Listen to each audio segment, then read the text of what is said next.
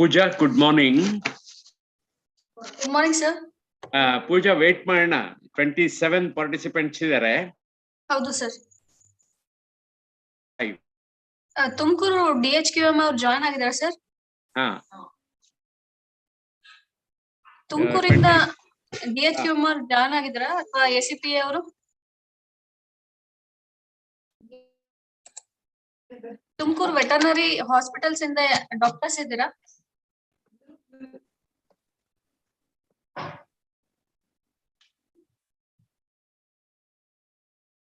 Participants ಯಾರ್ಯಾರು ಇದ್ದೀರಾ ದಯವಿಟ್ಟು ಲಿಂಕ್ಸ್ ನ ಫಾರ್ವರ್ಡ್ ಮಾಡಿ. ಸೊ ಎಲ್ಲರೂ ಜಾಯ್ನ್ ಆಗ್ಲಿ.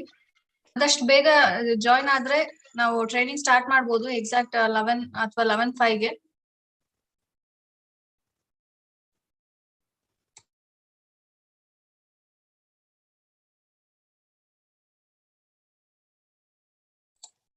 ಮತ್ತೆ ಪಾರ್ಟಿಸಿಪೆಂಟ್ಸ್ ಇಲ್ಲಿ ಯಾರ್ಯಾರು ಇದ್ದೀರಾ ಝೂಮ್ ಅಲ್ಲಿ ರಿಜಿಸ್ಟ್ರೇಷನ್ ಮಾಡ್ಕೋಬೇಕಾದ್ರೆ ನಿಮ್ ಕಂಪ್ಲೀಟ್ ನೇಮ್ ಅನ್ನ ಕರೆಕ್ಟ್ ಆಗಿ ಹಾಕಿ. ಯಾಕಂದ್ರೆ ಸರ್ಟಿಫಿಕೇಟ್ ನ ನಾವು ಕೊಡ್ಬೇಕಾದ್ರೆ ಅದೇ ನೇಮ್ ತಗೋತೀವಿ.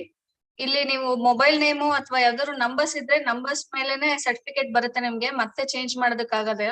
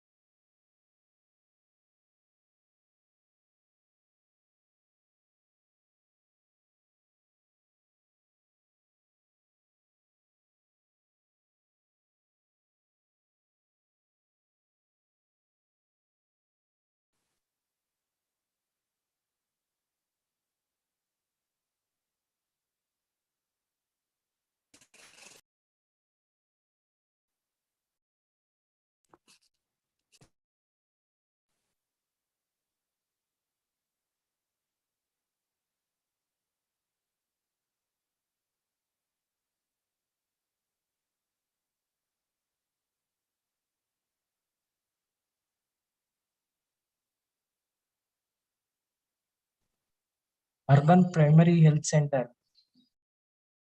ಮೇಡಮ್ ನಿಮ್ಮ ಮೈಕ್ ನ ದಯವಿಟ್ಟು ಮ್ಯೂಟ್ ಮಾಡ್ಕೊಳ್ಳಿ.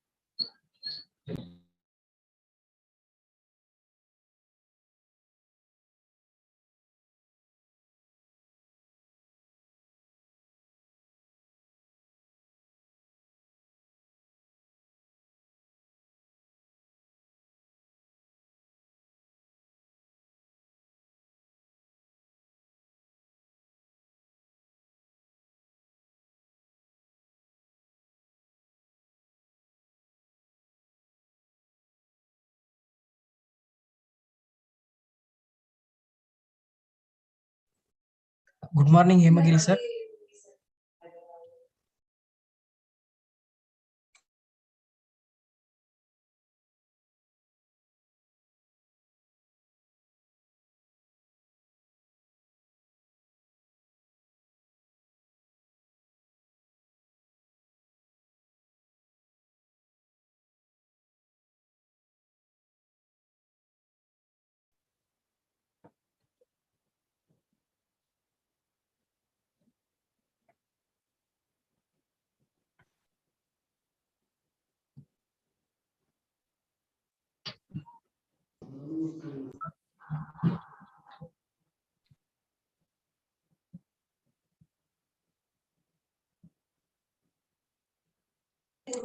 ನಮಸ್ತೆ ಹೇಮಗಿರಿ ಸರ್, ಕೇಳಿಸ್ತಿದ್ಯಾ?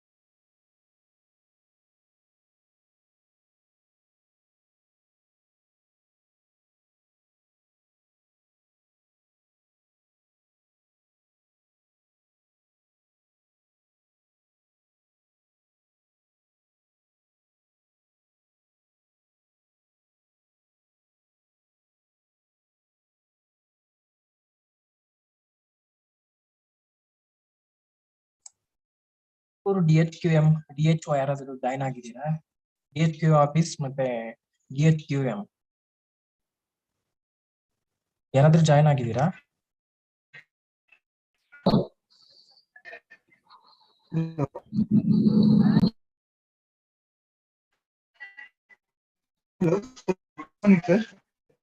Good morning sir. ನಮಸ್ತೆ ಸರ್, ತುಮಕೂರು ಜಾಯ್ನ್ ಆಗಿದ್ದೀನಿ.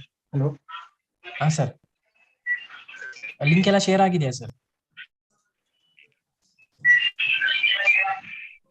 ಸರ್ ಕ್ಲಿಯರ್ ಆಗಿದೆ ಸರ್, ಜಾಯ್ನ್ ಆಗ್ತಾ ಇದ್ದಾರೆ ಸರ್, ಮತ್ತೆ ರಿಮೈಂಡರ್ ಆಗ್ತಾ ಇದ್ದೀವಿ ಜಾಯ್ನ್.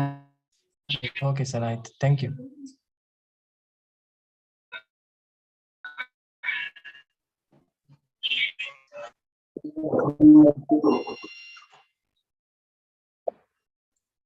ವೆಟರ್ನರಿ ಹಾಸ್ಪಿಟಲ್ ಕಡೆಯಿಂದ ಯಾರಾದ್ರೂ ಜಾಯ್ನ್ ಆಗಿದ್ದೀರಾ? Veterinary hospitals Tumakuru, deputy director office Tumakuru. Sir ಈಗ ಕಾಲ್ ಮಾಡಿ ತಿಳಿಸ್ತೀವಿ ಸರ್. Okay madam. ಆಯ್ತು. ಪೂಜಾ ಸ್ಟಾರ್ಟ್. ಹಲೋ. ಹಾ ಸರ್, ಸ್ಟಾರ್ಟ್ ಮಾಡೋದಾ ಸರ್?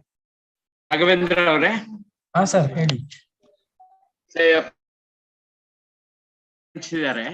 ಮಹೇಶ್ ಅವರು ಬಂದಿಯಾರ? ಮಹೇಶ್ ಅವರು ಈಗ ಜಾಯ್ನ್ ಆಗ್ತೀನಿ ಅಂತ ಹೇಳಿದ್ದಾರೆ ಸರ್. ಮಾಡ್ಬೋದು. ಹಾ ಸರ್, ಮಹೇಶ್ ಸರ್ ಜಾಯ್ನ್ ಆಗ್ತೀನಿ ಅಂತ ಹೇಳಿದ್ದಾರೆ ಸರ್. ಇನ್ನೊಂದ್ಸರಿ ಕನ್ಫರ್ಮ್ ಮಾಡ್ಕೊಂಡು ವೇಟ್ ಮಾಡಿ. ಸ್ಟಾರ್ಟ್ ಮಾಡೋಣ ಸರ್. ಇನ್ನೊಂದ್ 2 ನಿಮಿಷ ಸರ್, ನಿಮ್ಗೆ ಇನ್ಫಾರ್ಮ್ ಮಾಡ್ತೀವಿ. ಆಗ್ಲಿ. ಹಾ ಸರ್.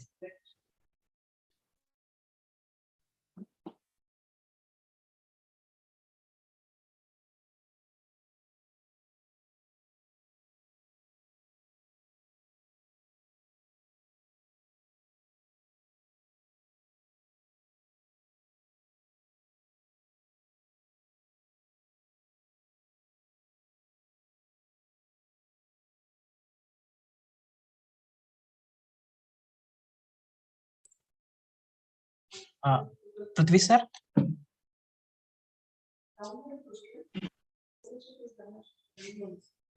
ಸರ್ ಅನ್ಮ್ಯೂಟ್ ಮಾಡ್ಕೊಳ್ಳಿ ಸರ್ ಮೈಕ್ ನ. ಸರ್ ಕೇಳಿಸ್ತಿದ್ಯಾ? ಕೇಳಿಸ್ತಾ ಇದೆ ರಾಘವೇಂದ್ರ. ಹಾ sir, Mahesh sir between join ಆಗ್ತಾರ ಅನ್ಸುತ್ತೆ. ನಾವು ಸ್ಟಾರ್ಟ್ ಮಾಡಿರೋದಾ ಸರ್? ಹೇಳಿ ರಾಘವೇಂದ್ರ. ಹಾ ಸರ್, ನಾವು ಸ್ಟಾರ್ಟ್ ಮಾಡಿರೋದಾ ಸರ್? ಮಹೇಶ್ ಸರ್ ಜಾಯ್ನ್ ಆಗ್ತಾರೆ ಅನ್ಸುತ್ತೆ ಸೆಂಟರ್. Okay sir. ಬೇಕಾದ್ರೆ ಅವ್ರಿಗೊಂದು ಫೋನ್ ಮಾಡ್ಬಿಟ್ಟು ಜಾಯ್ನ್ ಆಗಿ. ಫೋನ್ ಮಾಡಿ. ಬಿಸಿ ಬರ್ತಿದೆ ಸರ್, ನಾವು ಸ್ಟಾರ್ಟ್ ಮಾಡ್ಕೊಂಡಿರೋಣ.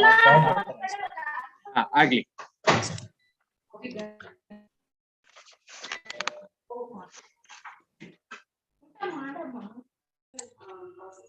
ಎಲ್ಲರಿಗೂ ಶುಭೋದಯಗಳು. ಜೈವಿಕ ವೈದ್ಯಕೀಯ ತ್ಯಾಜ್ಯ ಮತ್ತು ಅದರ ನಿರ್ವಹಣೆ ಮತ್ತು ವಿಲೇವಾರಿ ಕುರಿತಂತೆ ವೈದ್ಯಕೀಯ ಸಿಬ್ಬಂದಿ ವರ್ಗದವರಿಗೆ ಅರಿವು ಮೂಡಿಸುವ ನಿಟ್ಟಿನಲ್ಲಿ ಪರಿಸರ ನಿರ್ವಹಣೆ ಮತ್ತು ನೀತಿ ಸಂಶೋಧನಾ ಸಂಸ್ಥೆಯು ಸ್ವಚ್ಛತಾ ಕ್ರಿಯಾ ಯೋಜನೆ ಅಡಿಯಲ್ಲಿ ಜಿಲ್ಲಾವಾರು ಆನ್ಲೈನ್ ತರಬೇತಿಗಳನ್ನು ಹಮ್ಮಿಕೊಂಡಿದ್ದು, ಇಂದಿನ ತರಬೇತಿಯಲ್ಲಿ ತಮ್ಮ ವಿಚಾರಗಳನ್ನು ಹಂಚಿಕೊಳ್ಳಲಿರುವ ಡಾಕ್ಟರ್ ಪೃಥ್ವೀಶ್ ರವರು public health expert, director and Srishankara cancer hospital Bengaluru. ಮತ್ತೆ ಮತ್ತೋರ್ವ ಸಂಪನ್ಮೂಲ ವ್ಯಕ್ತಿಗಳಾದಂತಹ doctor Sumana ji, associate professor community medicine and coordinator, Ramaiah medical college Bengaluru. ಇಂದು ನಮ್ಮೊಂದಿಗೆ ಮತ್ತೋರ್ವ ಸಂಪನ್ಮೂಲ ವ್ಯಕ್ತಿಗಳಾಗಿ ಭಾಗವಹಿಸಿದಂತಹ doctor Hemagiri K, professor and head department community medicine, KIMS Karwar, ಅವ್ರನ್ನೂ ಸಹ ನಾನು ಸ್ವಾಗತ ಮಾಡ್ತೀನಿ. ಮತ್ತೆ ಮತ್ತೋರ್ವ ವ್ಯಕ್ತಿಗಳಾಗಿ ಭಾಗವಹಿಸಿದಂತಹ doctor Akshay KM, additional professor and community medicine at Yenepoya medical college Mangaluru. ಎಲ್ಲ ಸಂಪನ್ಮೂಲ ವ್ಯಕ್ತಿಗಳನ್ನು ನಾನು ಕಾರ್ಯಕ್ರಮಕ್ಕೆ ಸ್ವಾಗತಿಸುತ್ತೇನೆ. ಮತ್ತು ತುಮಕೂರು ಜಿಲ್ಲೆಯಿಂದ ಭಾಗವಹಿಸಿದಂತಹ ಎಲ್ಲ ವೈದ್ಯಾಧಿಕಾರಿಗಳು ಮತ್ತು ಸಿಬ್ಬಂದಿ ವರ್ಗದವರನ್ನು ಸಹ ನಾನು ಸ್ವಾಗತಿಸುತ್ತೇನೆ. ಎಲ್ಲರಿಗೂ ಕೂಡ ಸ್ವಾಗತ. ಇದೀಗ ಜೈವಿಕ ವೈದ್ಯಕೀಯ ತ್ಯಾಜ್ಯ ನಿರ್ವಹಣೆ ಎಂದರೇನು ಮತ್ತು ಅದರ ಪ್ರಸಕ್ತ ಸನ್ನಿವೇಶದಲ್ಲಿ ಅದರ ಪ್ರಾಮುಖ್ಯತೆ ಕುರಿತು ತಿಳಿಸಿಕೊಡಲಿದ್ದಾರೆ doctor Prithvish, public health and expert and training, Srishankara cancer hospital research centre Bengaluru. Sir, over to you sir, continue. Thank you Raghavendra. ನಾನು ಸ್ಕ್ರೀನ್ ನ ಶೇರ್ ಮಾಡ್ತೀನಿ, ಅದು ಬಂದಿದ್ಯಾ ಅಂತ ದಯವಿಟ್ಟು. Okay sir.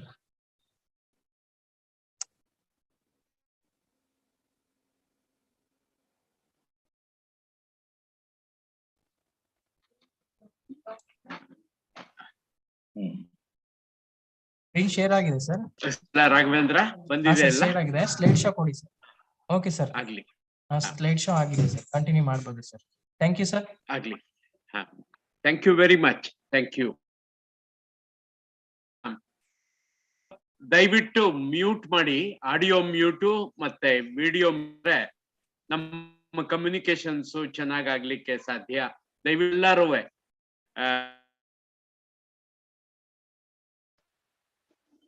ಆಡಿಯೋ ಮಾಡಿ ಮತ್ತೆ ವಿಡಿಯೋ ಸಹ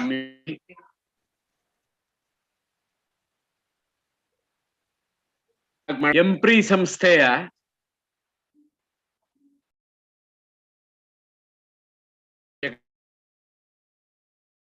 ಸಂಪನ್ಮೂಲ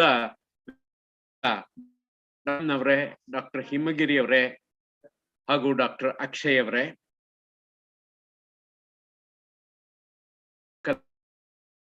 ವೈದ್ಯಾಧಿಕಾರಿಗಳೇ, ಕಾರ್ಯಕ್ರಮ ಸಂಯೋಜಕರೇ, ಆರೋಗ್ಯ ಕಾರ್ಯಕರ್ತರೇ,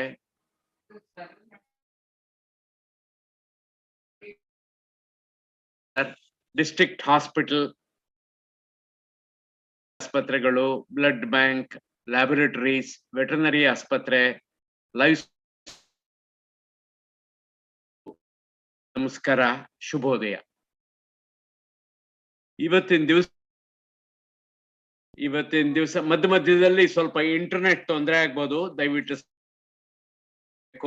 ದಯವಿಟ್ಟು ಎಲ್ಲ ಮೇಲೆ ಜೊತೆಲಿ ಫೋಕಸ್ ಮಾಡ್ತಾ ಹೋದ್ರೆ ಅನುಕೂಲ ಆಗುತ್ತೆ.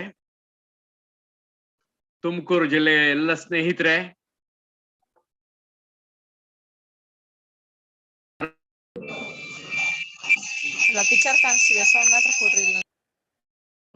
ಎಂಪ್ರಿ ಸಂಸ್ಥೆಯವರು ಈ ಕಾರ್ಯಕ್ರಮನ ಸ್ವಚ್ಛತಾ ಆಂದೋಲನ ಕಾರ್ಯಕ್ರಮದಲ್ಲಿ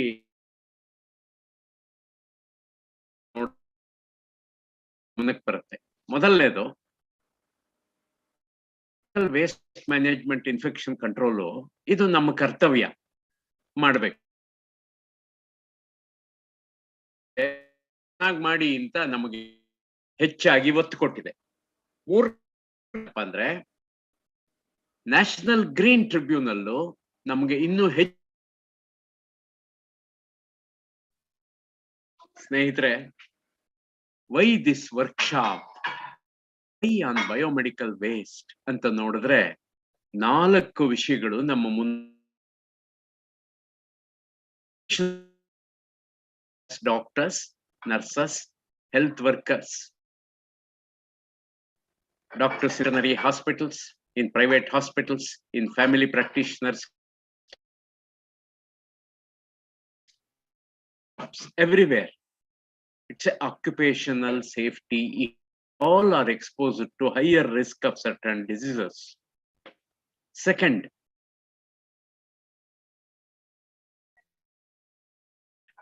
for hernia, we should not send them back with hepatitis C or hospital acquired infections, other illness. We should treat them and send. So it is a safety issue. It's a patient safety issue.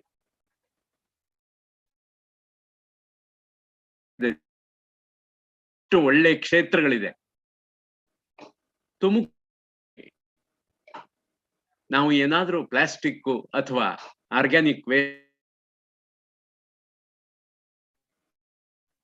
ನಮ್ಮ ಹೋಗಿ ಜಿನೀವಾದಲ್ಲಿ ಅಟ್ಮಾಸ್ಫಿಯರ್ಗೆ join ಆಗ್ಬೋದು. ಜಿನೀವಾದಲ್ಲಿ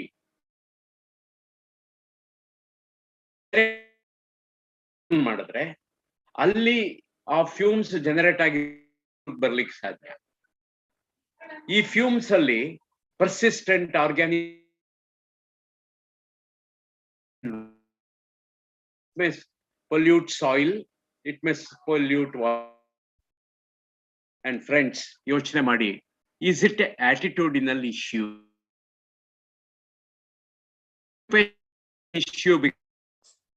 All are exposed to high of HIV, B, C, skin infections,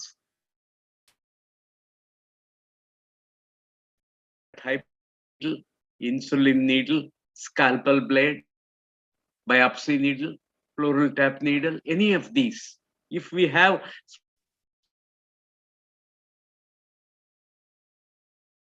it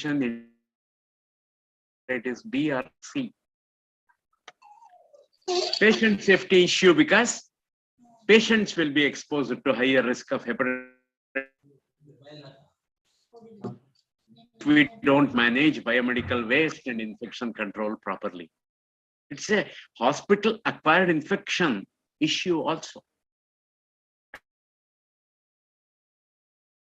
When it comes to patient safety is a major impact if we don't manage biomedical waste.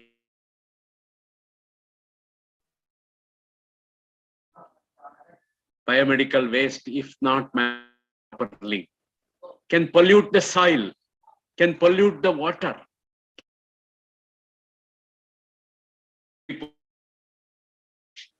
And in fact, the pollutants, ಪರಿಸರದಲ್ಲಿ persistent ಆಗಿರತಕ್ಕಂಥ 12 ಮುಖ್ಯವಾದ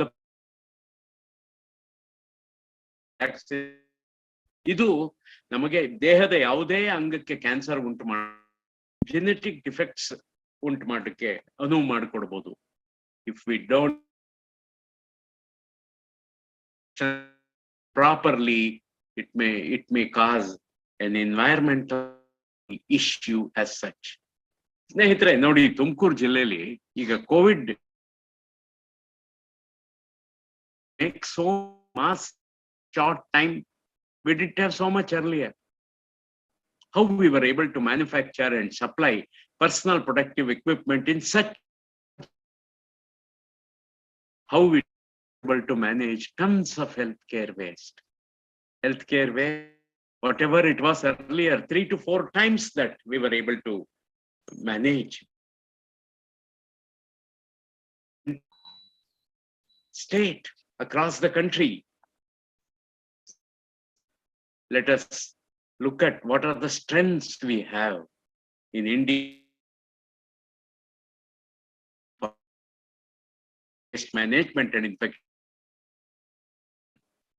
Have legislative support, BMW legislation 2016 and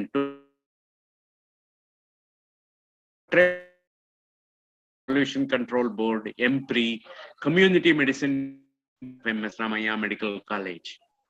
We have 27 common biomedical.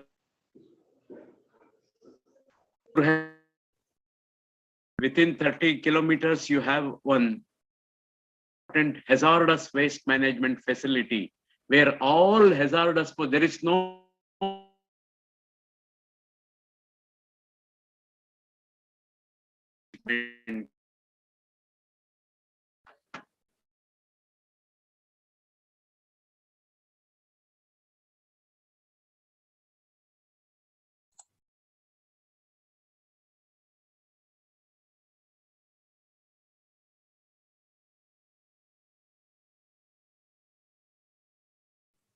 Prithvi sir.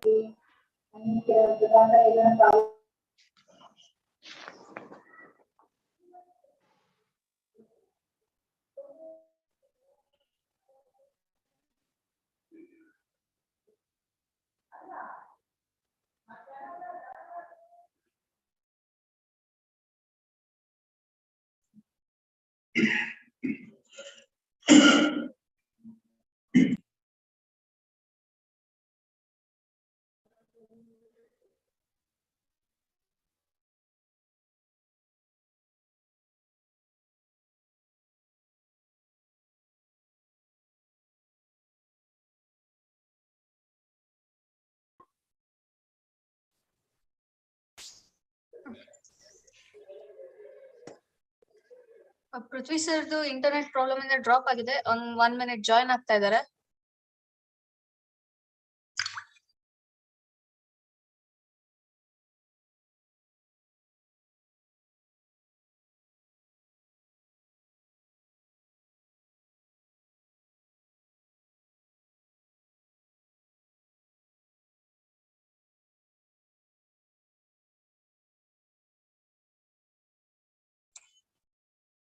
Prithvi sir.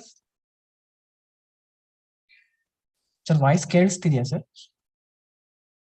Voice ಮತ್ತೆ join ಆಗ್ತೀನಿ, ಒಂದ್ ನಿಮಿಷ. Okay sir, slides share ಮಾಡಿ sir. ಆಗ್ಲಿ, ಮಾಡ್ತೀನಿ.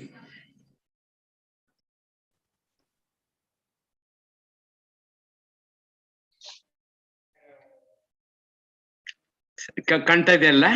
ಹೌದು ಸರ್, ಕಾಣ್ತಾ ಇದೆ ಸರ್. ಸ್ಲೈಡ್ ಶೋ ಕೊಡಿ ಸರ್. ಕ್ಷಮಿಸ್ಬೇಕು ನೋಡಿ, ತುಮಕೂರಿನಲ್ಲೇ ಹೆಜಾರ್ಡ್ ಮ್ಯಾನೇಜ್ಮೆಂಟ್ ಫೆಸಿಲಿಟಿ ಇದೆ. ಬೇರೆ ಯಾವ ಜಿಲ್ಲೆಯಲ್ಲೂ 30 ಕಿಲೋಮೀಟರ್ ಒಳಗಡೆ ಆತರ ಅವಕಾಶ ಇಲ್ಲ.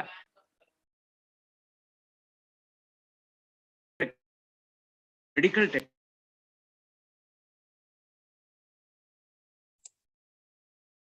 ಸರ್, ಮೈಕ್ ನ ಅನ್ಮ್ಯೂಟ್ ಮಾಡ್ಕೊಳ್ಳಿ ಸರ್. ಸರ್ ಕೇಳಿಸ್ತಿದೆಯಾ sir? Prithvi sir.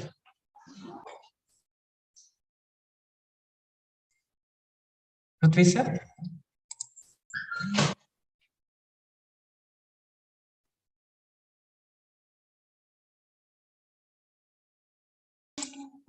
Prithvi sir ಕೇಳ್ತಾ ಇದೆಯಾ?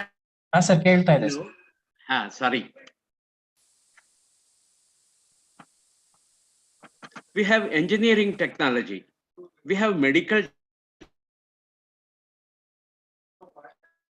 initiative. ನಾನು ನಿಮ್ ತಿಪ್ಟೂರ್ಗೆ ಬಂದಿದ್ದೆ. ತಿಪ್ಟೂರ, ತುಮಕೂರು ಆಸ್ಪತ್ರೆ ಎಲ್ಲ ಕಡೆ ನಾನು ನೋಡಿದೀನಿ. ಆಗ್ಲೇ ನಮ್ಮೆಲ್ರಿಗೂ ಈಗ ಇವತ್ತಿನ ಟ್ರೈನಿಂಗ್ ಆಗಿಲ್ಲ ಅಂತಲ್ಲ, ನಮ್ಗೆ NABH NABLಗೂ ಅವಕಾಶ ಇದೆ, ಲಕ್ಷ ಇನಿಷಿಯೇಟಿವ್ಗೆ ಇದೆ. ಸ್ನೇಹಿತರೆ, ತುಮಕೂರಿನಲ್ಲಿ ಇರ್ತಕ್ಕಂಥ ನಿಮ್ಮೆಲ್ರಿಗೂ ನಾ ಕೇಳ್ಕೊಳ್ಳೋದೇನು, all of you to join and tell me that we don't have any weak. We have only strengths in Tumkur district. We have additional, but challenges are there. Whether it is needles, hypodermic needles, insulin needles, all they are made of surgical steel, high quality surgical steel, high melting. Recycling is costly than new make. Making new is easier. Costly. Plus, recycling possible. We can do it for times. Nayandahallige ಹೋಗಿ ನೋಡಿ, ಆಶ್ಚರ್ಯ ಆಗುತ್ತೆ ಹಾಗೆ ಮಾಡ್ತಾ ಇದ್ದಾರೆ recycling. But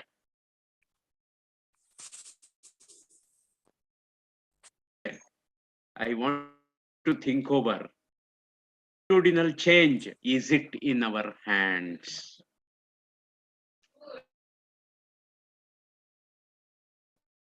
Lack of continuous monitoring and surprise inspection by the regulators. ನಮ್ಗೆಲ್ಲ training ಆಗಿದೆ, ಆಗ್ಲೇ ಕೆಲಸ ಮಾಡ್ತಾ ಇದೀವಿ.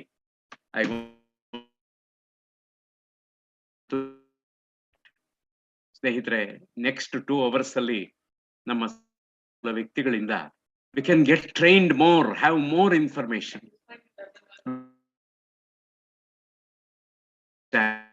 ನಾವೆಲ್ಲ ಒಂದಾಗಿ ನಾವು ಬಯೋಮೆಡಿಕಲ್ ವೇಸ್ಟ್ ಇನ್ಫೆಕ್ಷನ್ ಮಾಡಿ ನಮ್ಮ ಸಬ್ centre, primary health centre, community health practitioner, blood bank, ನಾವು ಏನೇನ್ ಕೆಲಸ ಮಾಡ್ತಿದೀವಿ, ನಾವು ಕೆಲಸ ಮಾಡಿ ನಮ್ಮ ಸಂಸ್ಥೆನ ಮಾದರಿಯಾಗಿ ಮಾಡ್ಬೋದಾ?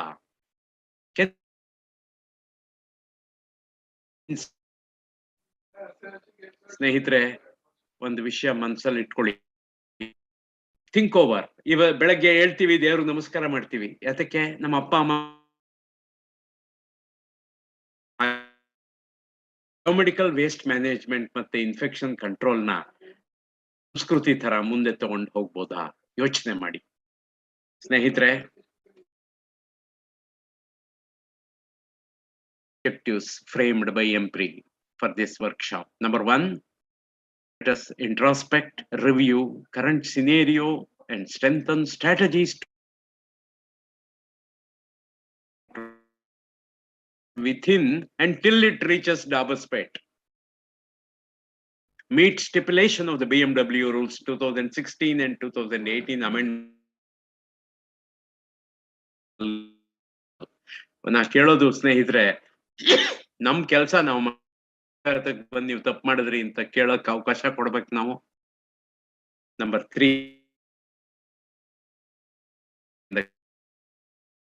and such other disasters in future. I repeat, let us introspect, review current scenario, and strengthen strategies to manage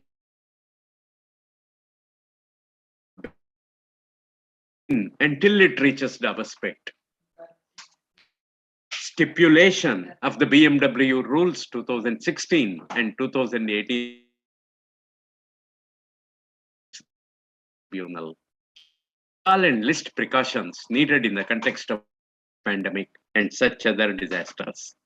ಸ್ನೇಹಿತರೆ, ನಾವು ಮೆಡಿಕಲ್ ವೇಸ್ಟ್ ಕಂಟ್ರೋಲ್ ನಾವು ಪ್ರೊಟೆಕ್ಟ್ ಮಾಡ್ಕೊಳ್ತೀವಿ, ನಾವು ಸಿಬ್ಬಂದಿ ವರ್ಗನೂ ಪ್ರೊಟೆಕ್ಟ್ ಮಾಡ್ತೀವಿ, ಪರಿಸರ ಪ್ರೊಟೆಕ್ಟ್ ಮಾಡ್ತೀವಿ, ಪೇಷಂಟ್ಸ್ ಪ್ರೊಟೆಕ್ಟ್ ಮಾಡ್ತೀವಿ.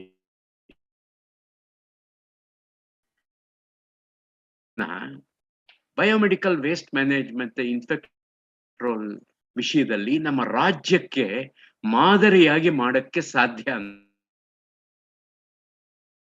ನಾವು ತುಂಬಾ ಶುದ್ಧಿ ಮಾಡ್ತೀವಿ ನಮ್ಮ ಕೆಲಸನ, ಅಚ್ಚುಕಟ್ಟಾಗಿ ಅವಾಗ ಅದು ಎಕ್ಸಲೆಂಟ್ ಆಗಿ ಆಗುತ್ತೆ. ಅರಿಸ್ಟಾಟಲ್ ಅಂತ ಒಬ್ಬ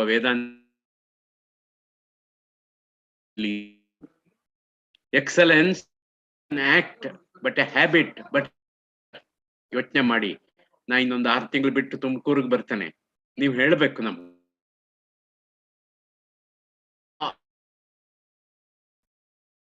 ಜಿಲ್ಲಾ ಆಸ್ಪತ್ರೆಯಲ್ಲಿ, ಕಮ್ಯುನಿಟಿ ಹೆಲ್ತ್ CHCs ಅಲ್ಲಿ, ಸಬ್ ಸೆಂಟರ್ ಅಲ್ಲಿ, ವೆಟರ್ನರಿ ಆಸ್ಪತ್ರೆಯಲ್ಲಿ, ಎಲ್ಲಾ ಕಡೆ the best. It's a challenge I am giving as well as requesting you to make it the best. ಸ್ನೇಹಿತರೆ, ಇಂಟರ್ನೆಟ್ ಮಧ್ಯದಲ್ಲಿ ತೊಂದರೆ ಆಯ್ತು, ದಯವಿಟ್ಟು ಎಂಪ್ರಿ ಸಂಸ್ಥೆಯವರು ಎಲ್ಲರಿಗೂ ಸಹ ವಂದನೆಗಳು, ವ್ಯಕ್ತಿಗಳಿಗೆ ನನ್ನ ವಂದನೆಗಳು. Wish you all the best, all of us.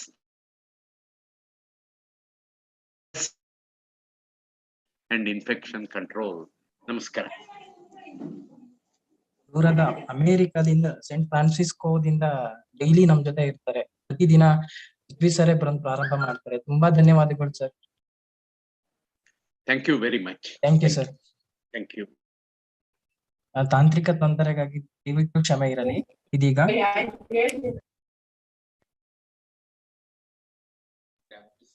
ಜೈವಿಕ ವೈದ್ಯಕೀಯ ತ್ಯಾಜ್ಯ ನಿರ್ವಹಣೆ ಕುರಿತಾದ 2016ರ ಕಾನೂನು ನಿಯಮಗಳನ್ನು ವಿಶ್ಲೇಷಿಸಲಿದ್ದಾರೆ doctor Sumanaji, associate professor, community medicine, Ramaiah medical college, Bengaluru.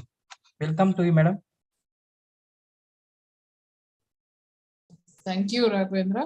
Thank you madam. Slides visible ಇದೆಯಾ? ಹೌದು ಮೇಡಮ್, ಕಾಣ್ತಿದೆ. ಸ್ಲೈಡ್ ಶೋ ಕೊಡಿ ಮೇಡಮ್. ಸ್ಲೈಡ್ ಶೋ ಮಾಡ್ತಾ ಇದ್ದೀನಿ. ಕೇಳಿಸ್ತಾ ಇದೆಯಾ? ಹೌದು ಮೇಡಮ್. ಆಡಿಬಲ್? ಹೌದು madam. Right. Thank you so much. Thank you, madam. Thank you, Empri, and thank you all the healthcare personnel from Tumkur district who are attending this training program. Thank you, Prithvi sir. Thanks for setting the tone for the discussion today. I will proceed in terms of rules in ಹೇಳ್ತಾ ಇದೆ ಅನ್ನೋದನ್ನ ನೋಡೋಣ. ಇಷ್ಟೋ ತನಕ sir was telling in terms of ಯಾಕೆ ಮಾಡ್ಬೇಕು biomedical waste management, ಮಾಡದೇ ಇದ್ರೆ ಏನಾಗುತ್ತೆ, ಮಾಡೋದ್ರಲ್ಲಿ ನಮ್ಗೆ ಇರೋ ಚಾಲೆಂಜಸ್ ಏನು, what are the challenges, why is it very important for us to manage biomedical waste ಅನ್ನೋದು. This is what Dr. Prithvish has discussed about. We'll just move on in terms of what does the rule say and how do we go about doing it. First thing is, these are the my session objectives. To describe the scope, to explain the various sections and applications and provisions of the rules, and help build up systems to comply with the provisions of the rules. So the first question that is asked ಅಂದ್ರೆ management ಅಂತ ಹೇಳ್ಬೇಕಾ ಅಥವಾ disposal ಅಂತ ಹೇಳ್ಬೇಕಾ? ನಿಮ್ಮ ಅನ್ಸಿಕೆ ಏನು? What do you think? Is there a difference between management and disposal or ಎರಡು ಒಂದೇನಾ? Can I have a response from any of the participants, please?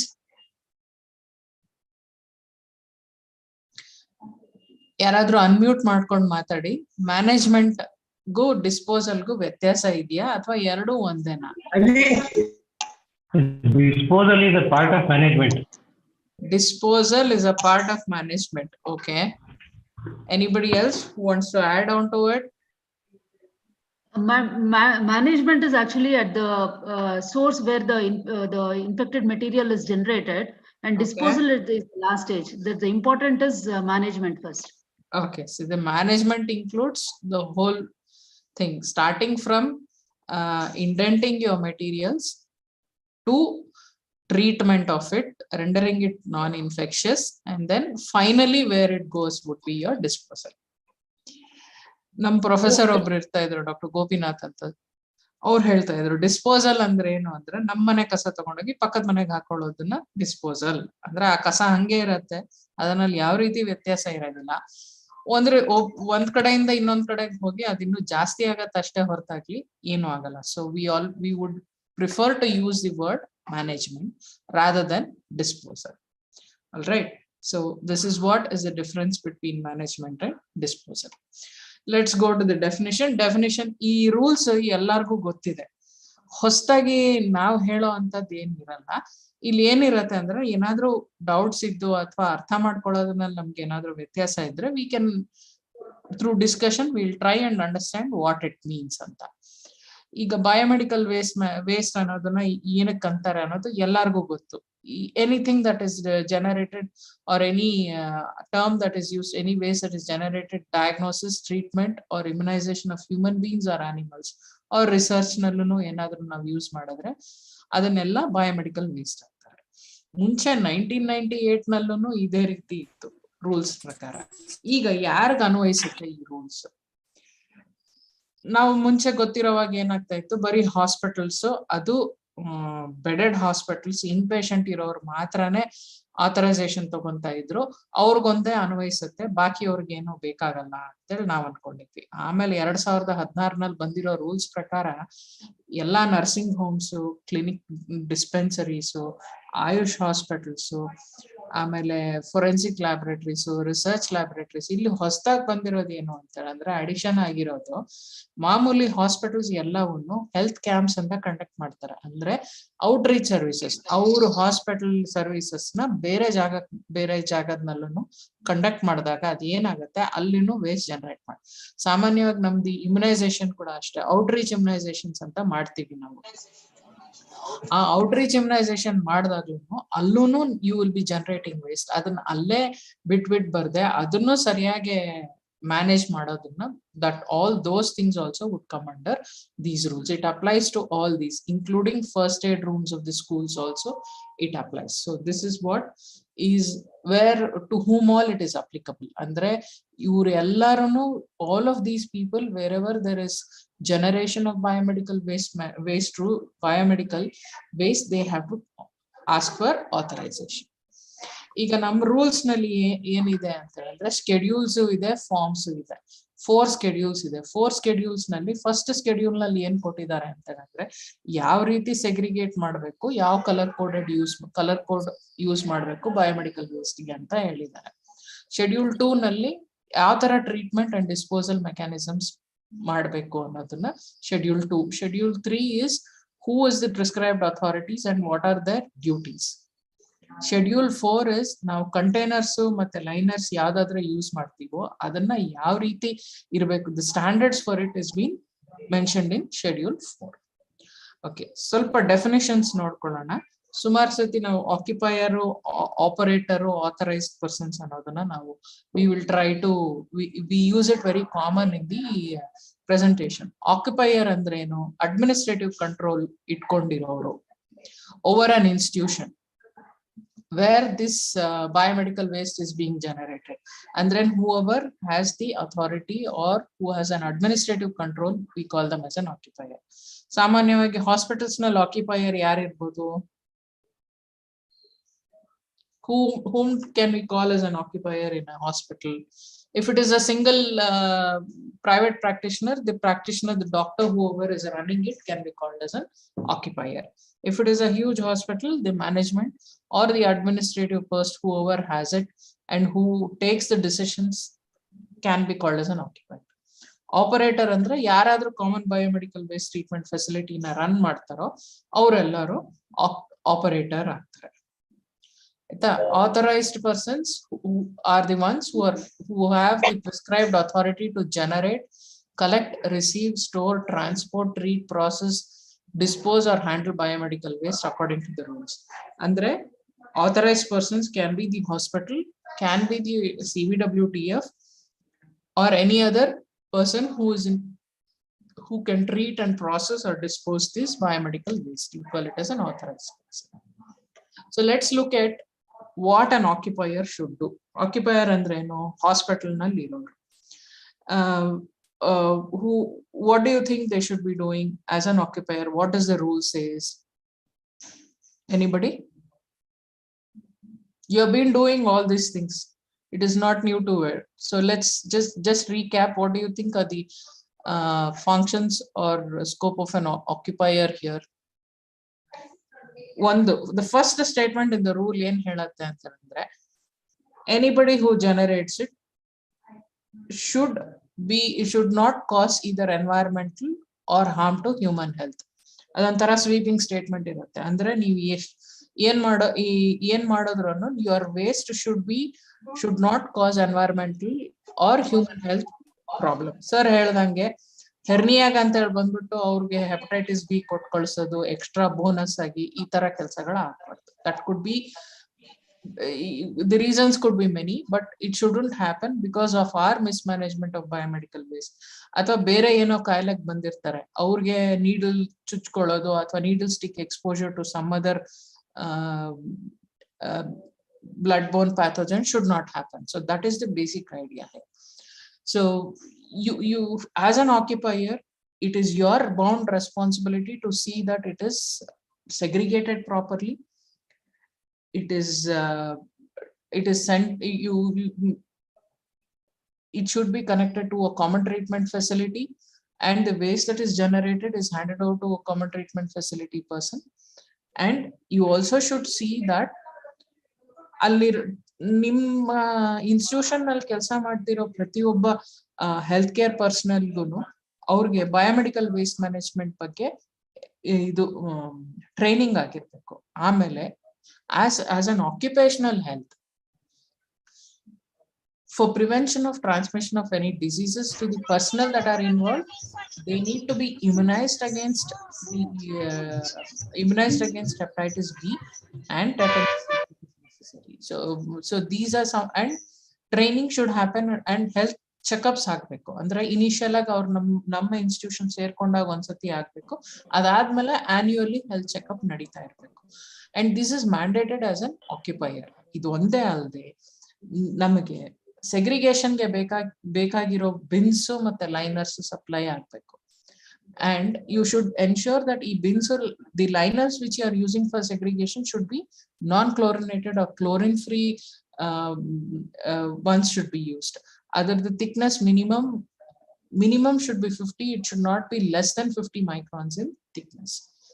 So this is what all chlorinated plastic bags have to be stopped using. You shouldn't be using them. So these are some of the things. Immunisation ಹೇಳಿದ್ದಾಯ್ತು. ಇನ್ನೊಂದು important ಇಲ್ಲಿ ಏನು ಅಂತ ಅಂದ್ರೆ, ನಮ್ಗೆ ಈ ಸತಿ 2016 ಇಂದ ಬಾರ್ ಕೋಡಿಂಗ್ ಸಿಸ್ಟಮ್ ಅನ್ನೋದು ಹೇಳಿದ್ದಾರೆ. ಬಾರ್ ಕೋಡಿಂಗ್ ಸಿಸ್ಟಮ್ ಅಂದ್ರೆ ಏನು? ನಮ್ಮ ಯೂಶಲಿ ನಮ್ಮ ಸೂಪರ್ ಮಾರ್ಕೆಟ್ಸ್ ನಲ್ಲಿ ಅಥವಾ ನೀವು ಹೋದಾಗ every item has a bar code on it, and they scan that bar code, and that's how a bill is generated in any of the supermarkets you go. ಅದೇ ರೀತಿ ಇಲ್ಲಿ generation ಆಗಿರೋ ಜಾಗದಲ್ಲಿ ಎಷ್ಟು ವೆಯ್ಟ್ ಇದೆ, ಯಾವ colour code ಅನ್ನೋದನ್ನ it generates a bar coding, and that bar coding is stuck on to the bag, the liner. It just helps us to track the waste to the point of generation. All right. So these are some of the things that we need to set up. gaps nalli one of the gaps that we see is barcoding system has not still been established in Karnataka. In most of the other states nalli shuru ಮಾಡ್ತಾ ಇದಾರೆ. ಕರ್ನಾಟಕದಲ್ಲೂ ಅಲ್ಲೊಂದ್ ಕಡೆ ಇಲ್ಲೊಂದ್ ಕಡೆ ಮಾಡ್ತಾ ಇದಾರೆ, ಪೂರ್ತಿ ಯಾರು ಮಾಡ್ತಾ ಇಲ್ಲ ಅಂತ ಹೇಳಿ. ಆಮೇಲೆ ಇನ್ನೊಂದು ನಮ್ಗೆ ಎವ್ರಿ ಆಕ್ಯುಪೈರ್, ಪ್ರತಿಯೊಂದು ಹಾಸ್ಪಿಟಲ್ಗೂ ನೀವು ಎಷ್ಟು ಬಯೋಮೆಡಿಕಲ್ ವೇಸ್ಟ್ ಜನರೇಟ್ ಮಾಡ್ತಾ ಇದ್ದೀರಾ ಅನ್ನೋದನ್ನ ಆನ್ಯುವಲಿ ಒಂದು ರಿಪೋರ್ಟ್ ತರ ಸಬ್ಮಿಟ್ ಮಾಡ್ಬೇಕು. ಆ ಆನ್ಯುವಲ್ ರಿಪೋರ್ಟ್ ಸಬ್ಮಿಟ್ ಮಾಡುವಾಗ ಅವರು ಯೆಲ್ಲೋ ಕ್ಯಾಟಗರಿನಲ್ಲಿ ಎಷ್ಟು ಬಂದಿದೆ, ರೆಡ್ ನಲ್ಲಿ ಎಷ್ಟು ಬಂದಿದೆ ಅಂತ ಕೇಳ್ತಾರೆ. ಅದಕ್ಕಾದ್ರೂ ವರ್ಷಕ್ಕೆ ಒಂದೇ ಸತಿ ನಾವು ಅಂದಾಜದ ಮೇಲೆ ಹಾಕೊಳ್ಳೋಬಹುದು, ದಿನಾಗ್ಲೂ ಎಷ್ಟು ಜನರೇಟ್ ಮಾಡ್ತಾ ಇದೀವಿ, ಯಾವ ಕ್ಯಾಟಗರಿ ಆಫ್ ವೇಸ್ಟ್ ನಲ್ಲಿ ಎಷ್ಟು ಬಂದಿದೆ ಅನ್ನೋದನ್ನ ನಾವು ಒಂದು ರಿಜಿಸ್ಟರ್ ತರ ಮಾಡ್ಕೊಂಡ್ರೆ that will be helpful for us to manage or compile our annual report.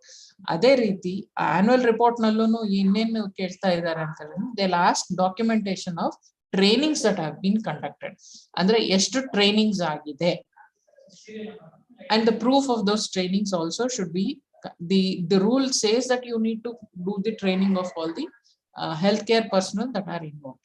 So you need to maintain the records of the training. Amele they ask for injury, accidents bere, injuries bere. Accidents andre sumar when a lot of people are involved, or when there is a truck that is carrying this, it gets toppled athwa explosion adaga where lot of area is involved, then you call it as an accident. Accident should also be reported. ಸಣ್ಣ ಪುಟ್ಟ accidents ನಾವು hospital ನಲ್ಲಿ ಆಗೋದು, scalpel pass ಮಾಡುವಾಗ cut ಆಗೋದು ಅಥವಾ needle ಇಂದ cut injury ಆಗೋದು, ಇದು ಆಕ್ಸಿಡೆಂಟ್ ಕೆಳಗಡೆ. You don't need to report it as an accident, but you need to have a record of it.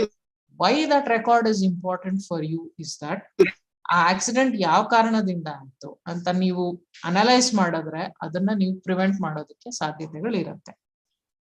So you also need to have a record of your needle stick and injuries. ಎಷ್ಟಾಗಿದೆ ವರ್ಷದಲ್ಲಿ ಅಥವಾ ಪ್ರತಿ ತಿಂಗಳಿನಲ್ಲಿ ಎಷ್ಟು needle stick ಆಗಿದೆ, ಆಮೇಲೆ any breakage in thermometer or any other waste. These are some of the things which needs to be maintain. ಸರಿ, ಇದು ನಮ್ಮ ಹಾಸ್ಪಿಟಲ್ ಕಡೆಯಿಂದ ಅವ್ರದ್ದು ಡ್ಯೂಟೀಸ್ ಏನು ಅಂತ ನೋಡಿದ್ವಿ. ಅದೇ ರೀತಿ ಆಪರೇಟರ್ ಅಂದ್ರೆ ಕಾಮನ್ ಬಯೋಮೆಡಿಕಲ್ ಟ್ರೀಟ್ಮೆಂಟ್ ಫೆಸಿಲಿಟಿ, ಯಾರಿಗೆ ನೀವು ಈ ತ್ಯಾಜ್ಯವನ್ನು ಕೊಡ್ತೀರೋ ಅವ್ರ ಕಡೆನೂ ದೇರ್ ಆರ್ ಸಮ್ ಏನಂತಾರೆ ಡ್ಯೂಟೀಸ್ ಇದೆ. ಆಮೇಲೆ ಇನ್ನೊಂದು I forgot to tell about this, as an occupier you can go and visit the common treatment facility to see whether the facility is carrying out the treatment appropriately or not. ಅಂದ್ರೆ ನೀವು hospital ಕಡೆಯವರು ಆ ಇದು common treatment facility, ನೀವು biomedical treatment facility ಯಾರಿಗಾದ್ರೂ ನೀವು ಕೊಡ್ತಾ ಇದೀರೋ ಅವ್ರು ಯಾವ ರೀತಿ ಮಾಡ್ತಾ ಇದ್ದಾರೆ ಅನ್ನೋದನ್ನ ನೋಡಕ್ಕೆ ನಿಮ್ಗೆ ಪರ್ಮಿಷನ್ ಇದೆ. The rule says that.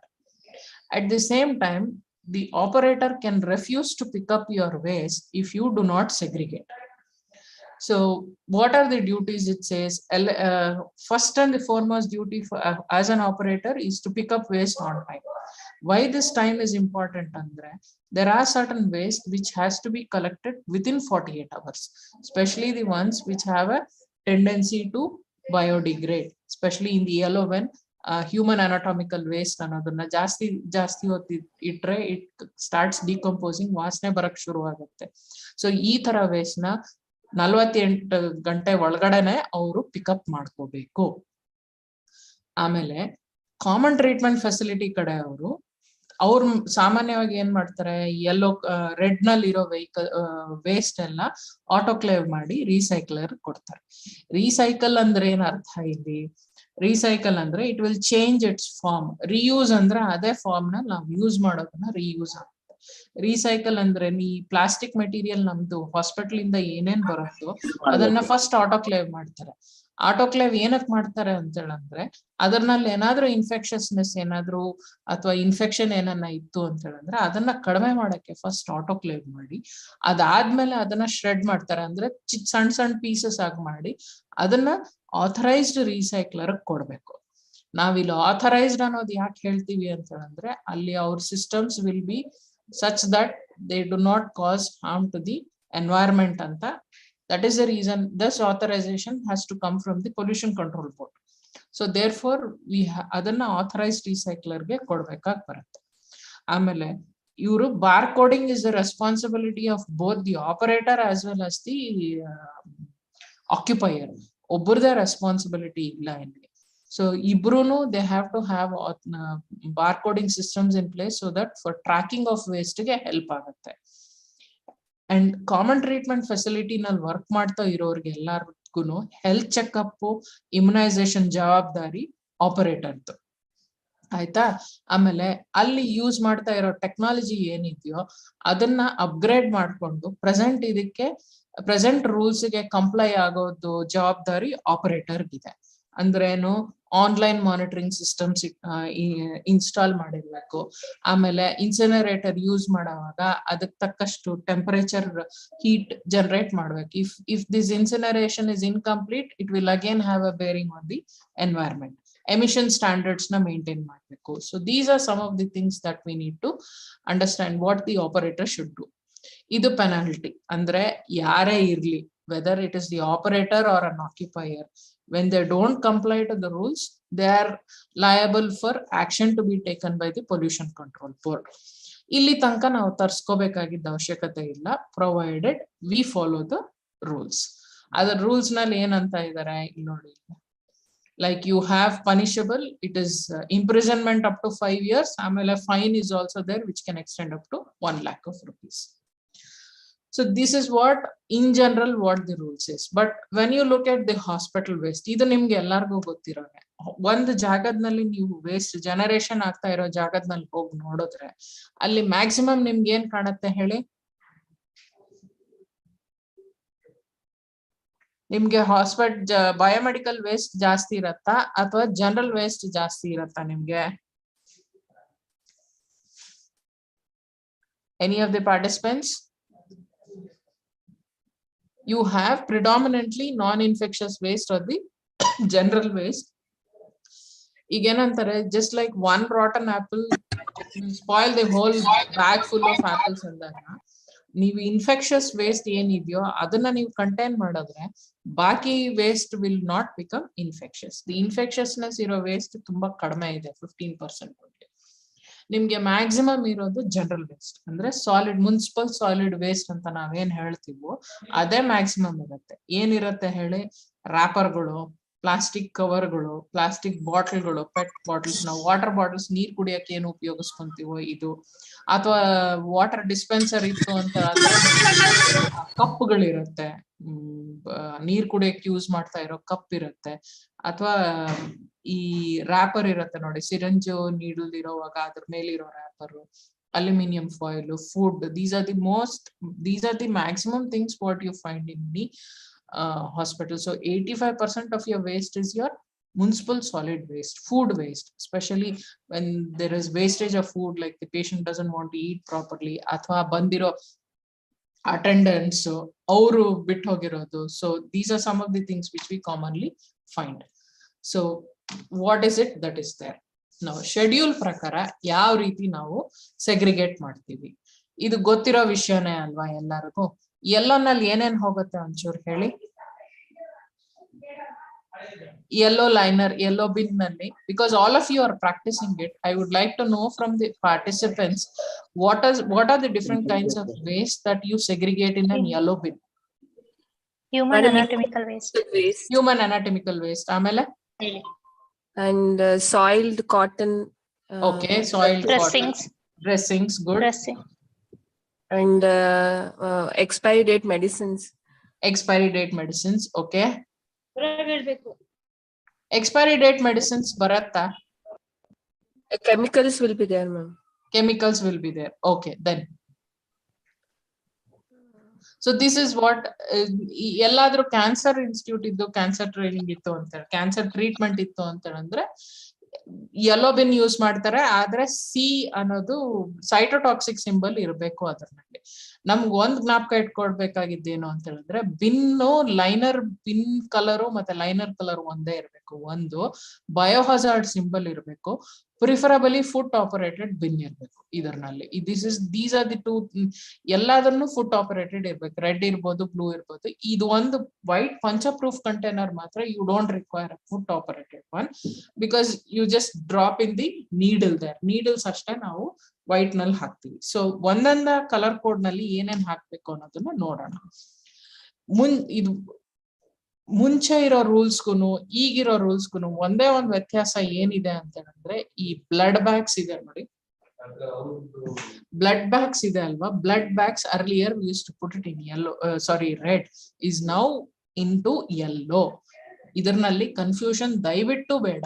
Blood bags ಎಲ್ಲ ಯೆಲ್ಲೋಗ್ ಹೋಗುತ್ತೆ. ಯೂಸ್ಡ್ ಆರ್ ಅನ್ಯೂಸ್ಡ್ ಅಂದ್ರೆ ಬ್ಲಡ್ ಇರ್ಲಿ ಇಲ್ದೆ ಹೋಗ್ಲಿ, they all go to yellow. But one thing what we need to remember here is, ಈ ನಮ್ಮ ಇದರಲ್ಲಿ ಬರುತ್ತೆ ನೋಡಿ, ಲ್ಯಾಬೊರೇಟರಿ ನಲ್ಲಿ ಬರ್ತಿರೋ ಮೈಕ್ರೋಬಯಾಲಜಿಕಲ್ ವೇಸ್ಟ್, ಬಯೋಟೆಕ್ನಾಲಜಿಕಲ್ ವೇಸ್ಟ್, ಇದು ಎಲ್ಲದನ್ನು ನಾವು ಫಸ್ಟ್ ಆಟೋಕ್ಲೇವ್ ಮಾಡಿ ಅದಾದ್ಮೇಲೆನೆ ಯೆಲ್ಲೋ ಬಿನ್ ಹಾಕ್ಬೇಕು. ಆಯ್ತಾ? ಯಾಕೆ ಅದು ಅಂತ ಹೇಳಿದ್ರೆ, the assumption here is waste that is generated in this laboratories are highly infectious. So you should not allow another person to come in contact with infectious agents ಅಂತ ಅದನ್ನ first autoclave ಮಾಡಿ. Autoclave ಅಥವಾ microwave ಮಾಡ್ಬೋದು, ಅಥವಾ ಹೈಡ್ರೋಕ್ಲೇವ್ ಮಾಡ್ಬೋದು, ಅಥವಾ chemical disinfection ಮಾಡ್ಬೋದು. ನಿಮ್ಗೆ ಯಾವ್ದು ಅನುಕೂಲ ಆಗುತ್ತೋ ಅದನ್ನ ಮಾಡಿ ಅದಾದ್ಮೇಲೆನೆ ಅದನ್ನ ಆಚೆ ಕಳಿಸ್ಬೇಕು. ಅದಾದ್ಮೇಲೆನೆ you will have to hand it over to the common treatment facility person. So what does this imply? That means even if you start a small diagnostic laboratory, you should have an autoclave specifically meant for this, or you should have chemical disinfection methods so that you disinfect the waste that is generated before giving to the common treatment facility person. So this is a common dictum what you need to understand. ಆಮೇಲೆ yellow containers ಎಷ್ಟು ಬೇಕಾಗತ್ತೆ? Human anatomical, ಈಗ ನೀವು expired drugs ಅಂತ ಹೇಳ್ತೀವಿ, it is preferred that all the expired drugs B collected in a separate yellow container, so that the treatment that is received for this expired drugs would be slightly different from what you get for the rest of the things. The rest of the things, whatever is there in the yellow container, can be incinerated directly. All right. So for all blood bags also should be autoclaved and then only put into the yellow container. So the institution can have 3 streams which can be categorized. One do completely expired drugs itkobodu, innondu baki human anatomical waste, amele soiled waste adella ond kade hakbodu. In addition, in case you are treating any carcinogenic carcinoma, then you will get cytotoxic and genotoxic drugs with C symbol. So you essentially, as a hospital, would require 3. All right. So these labeling is important.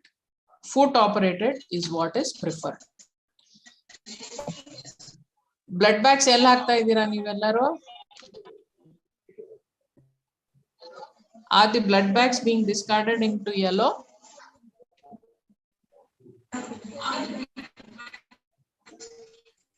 Okay.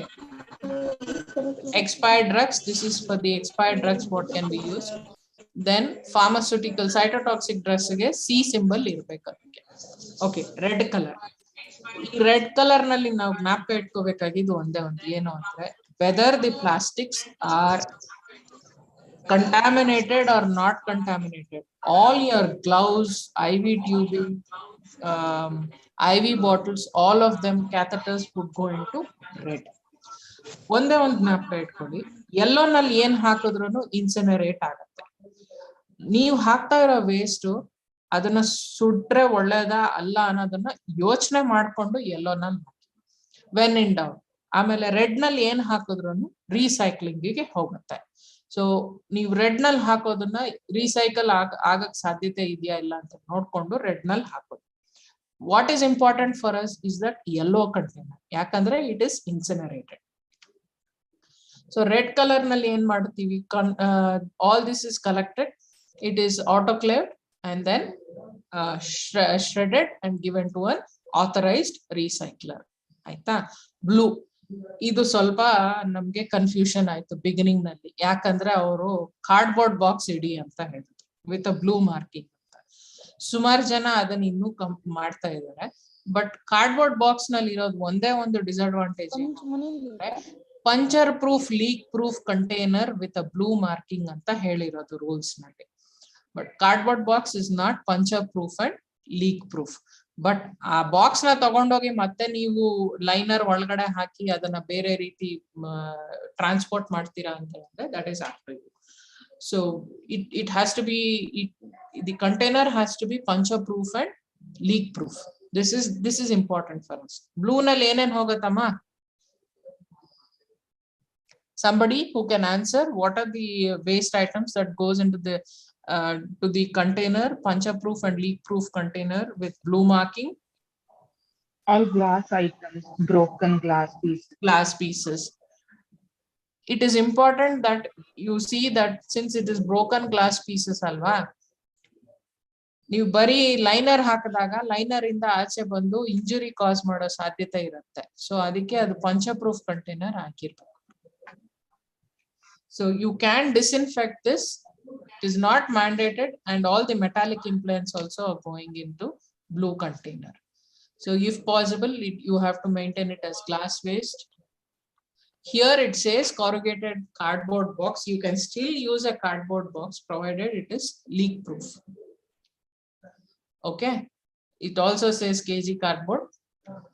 Now, when it comes to white, this is where all your needles comes in.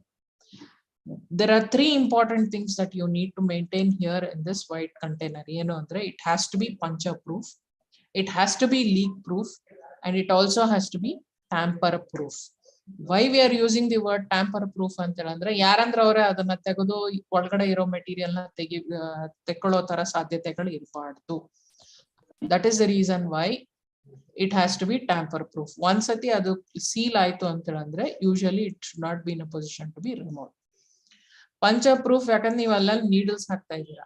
One good practice ಏನ್ ಮಾಡ್ಬೋದು ಅಂತಂದ್ರೆ, ನೀವು container ನ ತಗೊಂಡೋವಾಗ್ಲೇ 1% sodium hypochlorite solution ಅದ್ರೊಳಗೆ ಹಾಕ್ಬಿಟ್ಟು ನೀವು needles ಅದ್ರೊಳಗಡೆ drop ಮಾಡ್ತಾ ಹೋದಾಗ ಏನಾಗತ್ತೆ ಅಂತಂದ್ರೆ, because of the action of the sodium hypochlorite, ಆ ನೀಡಲ್ ಆಚೆ ಕಡೆ ಏನಿರುತ್ತೋ that gets corrosive. Hypochlorous acid ಬಂದು it becomes corroded. It cannot be utilised, reused for any purpose. So ನೀವು ಬೇರೆಯವರು ಕೊಟ್ಟರು ಸಹ ಅವ್ರು ಅದರಿಂದ ಯಾವ ರೀತಿನೂ ಉಪಯೋಗ ಇರಲ್ಲ. So that is one good practice. The rule doesn't mandate that you have to do it. If it is done, it is good ಅಂತ ನಾವು ಹೇಳ್ತೇವೆ. ಆಮೇಲೆ needles, I mean syringes with needles ಇರುತ್ತೆ ನೋಡಿ. So even those also can go into the sharp container. So biohazard symbol should be common. Wherever this biomedical waste is contained, biohazard symbol is what needs to be there, and clear label irbeku. Iga ನಾವು ಬಾರ್ಕೋಡಿಂಗ್ system ಅಕಸ್ಮಾತ್ ಇಲ್ಲ ಅಂತ ಹೇಳಿಟ್ಕೊಳ್ಳಿ, ಅವಾಗ ಏನ್ ಮಾಡ್ಬೇಕು, liner ಮೇಲೆ you can have thus details that is being written. ಏನಂತೀರಾ, what it contains, how much it contains ಅನ್ನೋದನ್ನ you can mention it on the, and from where it is generated, date. ಇದನ್ನೆಲ್ಲ ಲೈನರ್ ಮೇಲೆ ಮುಂಚೆನೆ ಬರ್ದಿಟ್ಟು ಆಮೇಲೆ pin ಒಳಗಡೆ ಹಾಕ್ಬೋದು. So this is an option if there is no barcode, but this is not the correct option. You have to have a barcode because that is what the rule says. All right. Okay. This is what I was trying to say. Amal, this is the barcoding. Before handing over to the common treatment facility, at least you have to generate the barcode and then do it. So the bag should be at least have the following things: name of the hospital, from where it has come, which floor the ward is located. These are the labeling which has to be used if there is no barcode. And one more thing, what most important thing is, don't allow the waste to go more than 3/4 fill. Andre ಅದು ತುಂಬಿ ತುಳುಕಿ ಆಚೆ ಬೀಳೋ ತನಕ ನಾವು ಕಾಯೋದ್ ಬೇಡ. ಮುಕ್ಕಾಲು ತುಂಬೋ ತಕ್ಷಣ ಅದನ್ನ ಟೈ ಮಾಡಿ you have to take it to the storage area. ಇನ್ನೊಂದು ನಾವು ನೋಡಿರೋದೇನು ಅಂತ ಹೇಳಿದ್ರೆ, within the hospital generate ಆಗೋದು ವಾರ್ಡ್ಸ್ ಮತ್ತೆ OT ಆ ಏರಿಯಾಸ್ ನಲ್ಲಿ, OPD ತಗೊಳ್ಳಿ, ಅಲ್ಲಿಂದ it has to go collect ಮಾಡ್ಕೊಂಡು collection and transportation is also one more thing which has to be maintained. Collection and transportation should be done in a trolley which is closed, and the color coded should be maintained starting in the final disposal tanka a color code hange maintain agbeku. Andreno a segregation should be the same. ಈಗ ನೀವು common treatment facility hand over ಮಾಡಿದಾಗ ನಾನು ಎಲ್ಲಾ ಸೇರಿಸಿ ಒಂದರನಲ್ಲೇ ಹಾಕಿ ಕೊಡ್ತೀನಿ ಅಂತ ಹೇಳಿದ್ರೆ that is not acceptable. The same yellow should be as yellow only until it is discarded or until it is treated in the common treatment facility center. ಅಲ್ಲಿ ತನಕ ಅದು yellow ಇದ್ರನಲ್ಲೇ ಸೆಗ್ರಿಗೇಟ್ ಆಗಿರ್ಬೇಕು, ರೆಡ್ ನಲ್ಲೇ ಇರ್ಬೇಕು, ಬ್ಲೂ ನಲ್ಲೇ, white ಅದೇ ತರ. ಈ ಪಿಕ್ಚರ್ ನಲ್ಲಿ ಯಾವ ರೀತಿ ತೋರಿಸಿದ್ದಾರೆ ನೋಡಿ. ಕಾಮನ್ ಟ್ರೀಟ್ಮೆಂಟ್ ಫೆಸಿಲಿಟಿ ವೆಹಿಕಲ್ ನಲ್ಲೂ ಸಹ ಸೆಗ್ರಿಗೇಷನ್ಗೆ ವ್ಯವಸ್ಥೆ ಇರಬೇಕು. All right. ಅಂಡ್ ಇನ್ನೊಂದೇನು ಅಂತ ಹೇಳಿದ್ರೆ, if there is no common treatment facility that is existing within the radius of 75 kilometers, then you can opt for deep burial, and for this also you have to get authorization from the pollution control board. All right. So athwa nimde ಒಂದು incinerator ನೀವು start ಮಾಡ್ಕೋಬೇಕು, because ನಮ್ ಎಲ್ಲೂ common treatment facility ಇಲ್ಲ ಅಂತ ಅನ್ಕೊಂಡ್ರು ಅದಕ್ಕೂ ನಿಮ್ಗೆ state pollution control board ಕಡೆಯಿಂದ ನಿಮ್ಗೆ authorization ಬೇಕಾಗುತ್ತೆ. All right. Deep burial pits are there provided if there is no connection or when there is no within 150 kilometers or 75 kilometers radius ತನಕ ಯಾವುದು common treatment facility ಇಲ್ಲ ಅಂದಾಗ ಅವಾಗ ನಿಮ್ಗೆ hello ಮಾಡ್ತಾರೆ. ಇಲ್ಲದೆ ಇದ್ರೆ you have to have the MOU with common treatment facility and hand over your waste to the common treatment facility. ನಾವು ಇಲ್ಲಿ ತನಕ ನಾವು ಮಾತಾಡಿದ್ದು ಏನು ಅಂತ ಹೇಳಿದ್ರೆ ಸಾಲಿಡ್ ವೇಸ್ಟ್. ಈಗ ಲಿಕ್ವಿಡ್ ವೇಸ್ಟ್ ಬರುತ್ತೆ. ಈ ಲಿಕ್ವಿಡ್ ವೇಸ್ಟ್ ನಮ್ಗೆ ಎಲ್ಲಿಂದ ಬರುತ್ತೆ ಅಂತ ಹೇಳಿದ್ರೆ ಇದ್ರಲ್ಲಿ ನಮ್ಮ ಹಾಸ್ಪಿಟಲ್ OT ಇಂದ ಬರ್ಬೋದು, ಲೇಬರ್ ರೂಮ್ ಇಂದ ಬರ್ಬೋದು, ಆಮೇಲೆ ಲ್ಯಾಬೊರೇಟರಿ ಇಂದ ಮ್ಯಾಕ್ಸಿಮಮ್ ಬರುತ್ತೆ. ನೀವು ಲ್ಯಾಬೊರೇಟರಿ ಕಲೆಕ್ಟ್ ಮಾಡ್ಕೊಂತಿರೋ ಈ ಸ್ಪೆಸಿಮೆನ್ ಗಳಿರತ್ತೆ ನೋಡಿ, ಯೂರಿನ್, ಬ್ಲಡ್, ಆಮೇಲೆ ಬಾಡಿ ಫ್ಲೂಯಿಡ್ಸ್ ಯಾವ್ದಾದ್ರು CSF ಇರ್ಬೋದು ಅಥವಾ ಬೇರೆ ಇನ್ಯಾವ್ದಾದ್ರು ಫ್ಲೂಯಿಡ್ ಇರ್ಬೋದು. ಈ ಪ್ಲೂರಲ್ ಟ್ಯಾಪ್ ಮಾಡಿದಾಗ ಅಥವಾ ಪೆರಿಟೋನಿಯಲ್ ಟ್ಯಾಪ್ ಮಾಡಿದಾಗ ಬಂದಿರೋ ಫ್ಲೂಯಿಡ್ಸ್ ಇರ್ಬೋದು. ಇವೆಲ್ಲ ಫ್ಲೂಯಿಡ್ಸ್ ನೀವು ಅನಾಲಿಸಿಸ್ಗೆ ಅಂತ ಲ್ಯಾಬೊರೇಟರಿಗೆ ತಗೊಂಡ್ ಹೋಗ್ತೀರಾ. ಅದು ಅಷ್ಟೊಂದು ಯೂಸ್ ಮಾಡಲ್ಲ. ಅನಾಲಿಸಿಸ್ಗೆ ಅಂತ ಯೂಸ್ ಮಾಡೋದು ಕಡಿಮೆ ಇರುತ್ತೆ, ಮಿಕ್ ಹೋಗಿರುತ್ತೆ. ಇದನ್ನೆಲ್ಲ ನಾವೇನ್ ಮಾಡ್ತೀವಿ ಸಾಮಾನ್ಯವಾಗಿ? ಯಾರಾದ್ರೂ ಹೇಳ್ತೀರಾ ಏನ್ ಮಾಡ್ತೀರಾ? ಇದನ್ನೆಲ್ಲ ಮಿಕ್ ಹೋಗಿರೋ samples what do you do?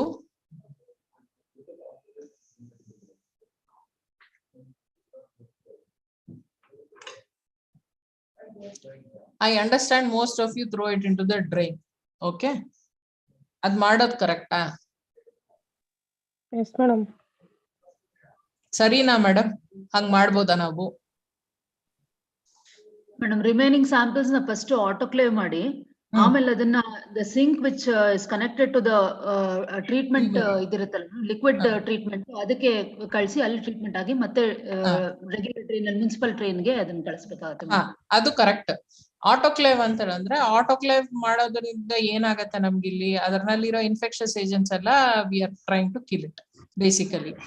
Autoclave ಆದ್ರೂ ಮಾಡ್ಬೋದು ಅಥವಾ ಕೆಮಿಕಲ್ ಆದ್ರೂ ಡಿಸ್ಇನ್ಫೆಕ್ಷನ್ ಮಾಡ್ಬೋದು. ಅಂದ್ರೆ 1% ಸೋಡಿಯಂ ಹೈಪೋಕ್ಲೋರೈಡ್ ಸೊಲ್ಯೂಷನ್ ಹಾಕಿ ಒಂದು half an hour contact period ಬಿಟ್ಟು ಆಮೇಲೆ ಅದನ್ನ you can send it to the drain. So this is what is the basic idea. Basic idea ಏನು ಅಂತ ಹೇಳಿದ್ರೆ, even liquid waste also needs to be disinfected and only sent to the main sewer.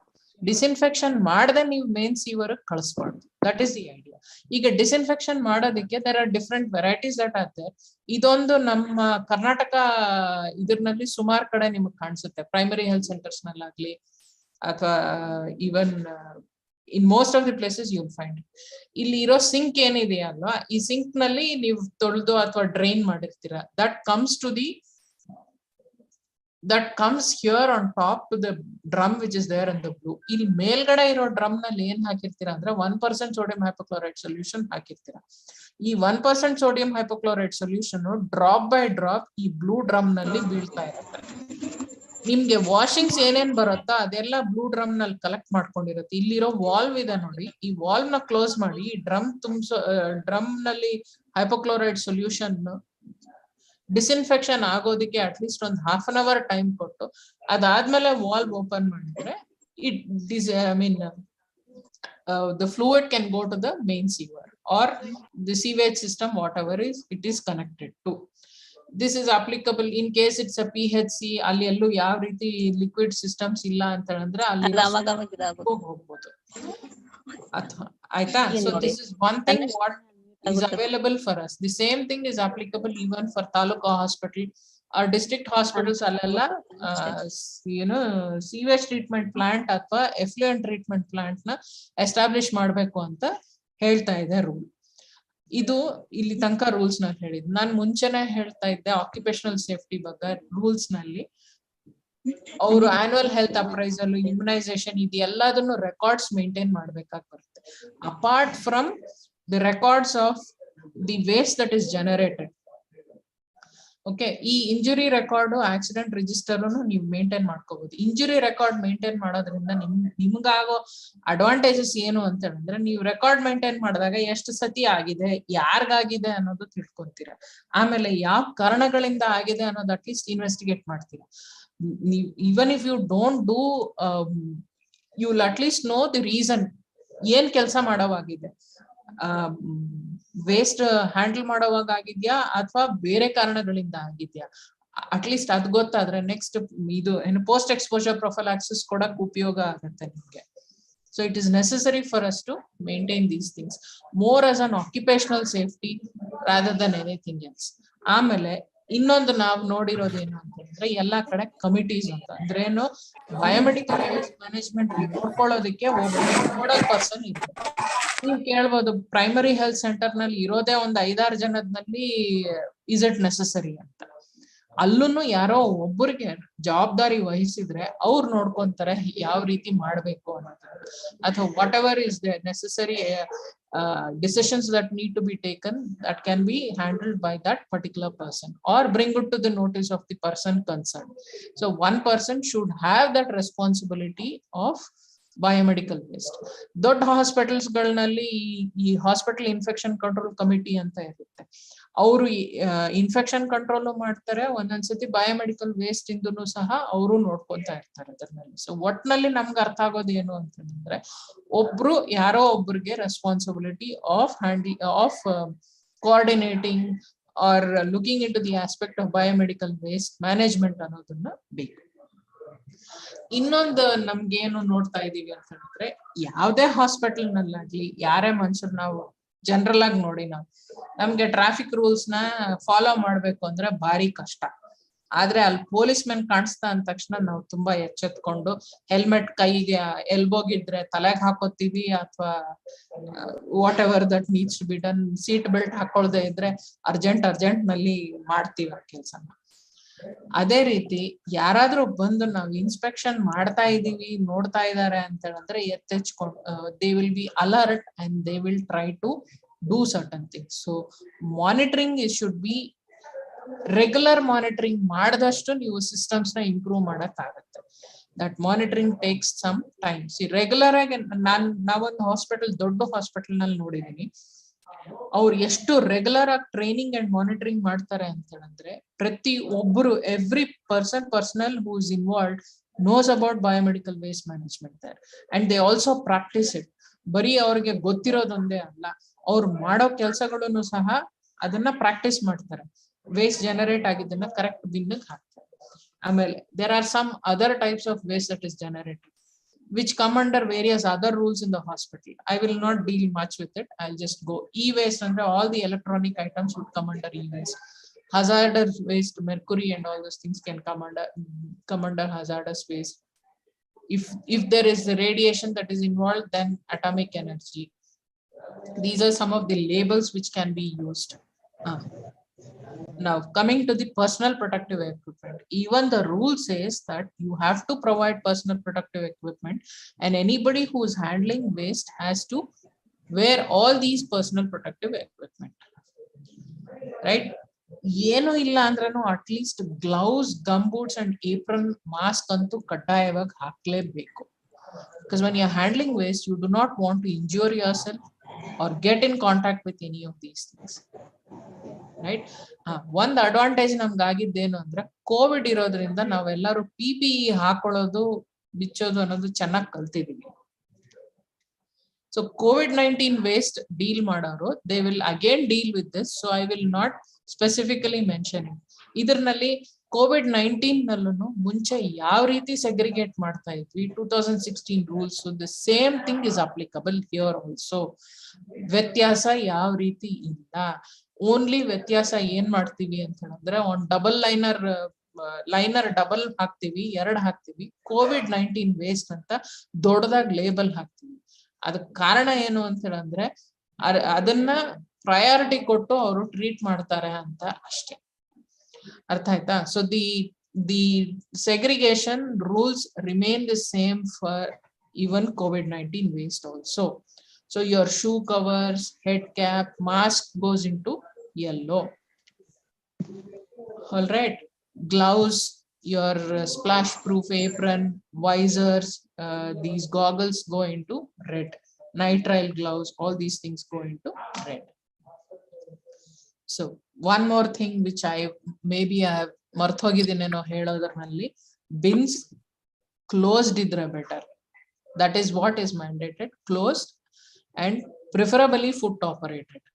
And liners should have the biohazard symbol. All right. So this is for COVID waste. There is another session for it. Adanna nan matte illi reiterate madala.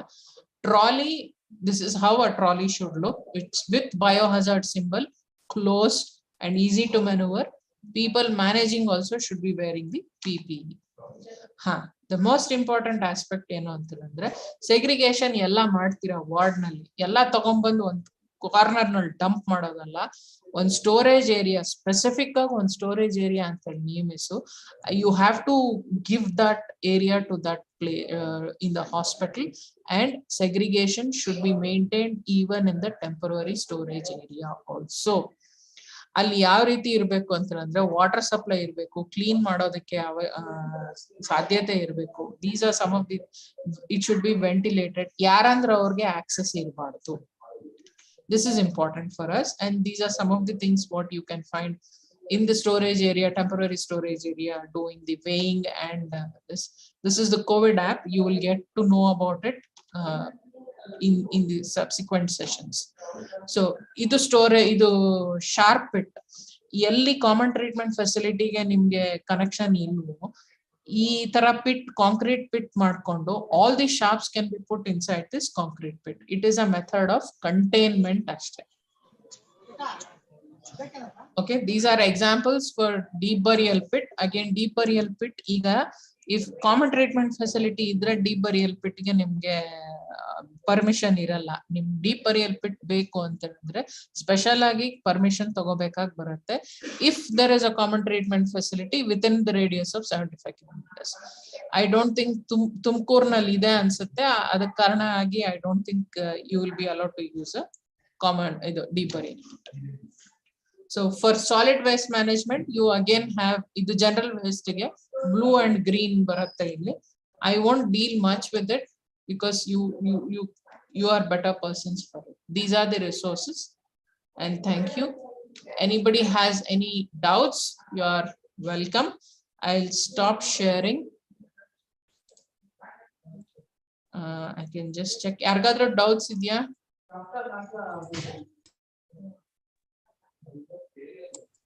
Management ಈಗಿನ section ಕುರಿತು ಏನಾದ್ರು doubts ಇದ್ರೆ, ಏನಾದ್ರು ಪ್ರಶ್ನೆಗಳಿದ್ರೆ ಕೇಳ್ಬೋದು. ಪ್ರಶ್ನೆ ಏನಾದ್ರೂ ಇದ್ರೆ ಕೇಳ್ಬೋದು, ಸ್ಪೆಷಲಿ ಫಾರ್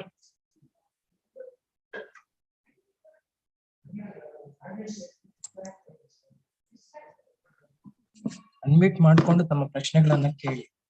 ಅನ್ಮ್ಯೂಟ್ ಅಥವಾ ನಿಮ್ಗೆ ಕೇಳೋದು ಕಷ್ಟ ಆಯ್ತು ಅಂತ ಹೇಳಿದ್ರೆ ಯು ಕ್ಯಾನ್ ಚಾಟ್ ಬಾಕ್ಸ್ ನಲ್ಲಿ ಪ್ರಶ್ನೆ ಹಾಕ್ಬೋದು,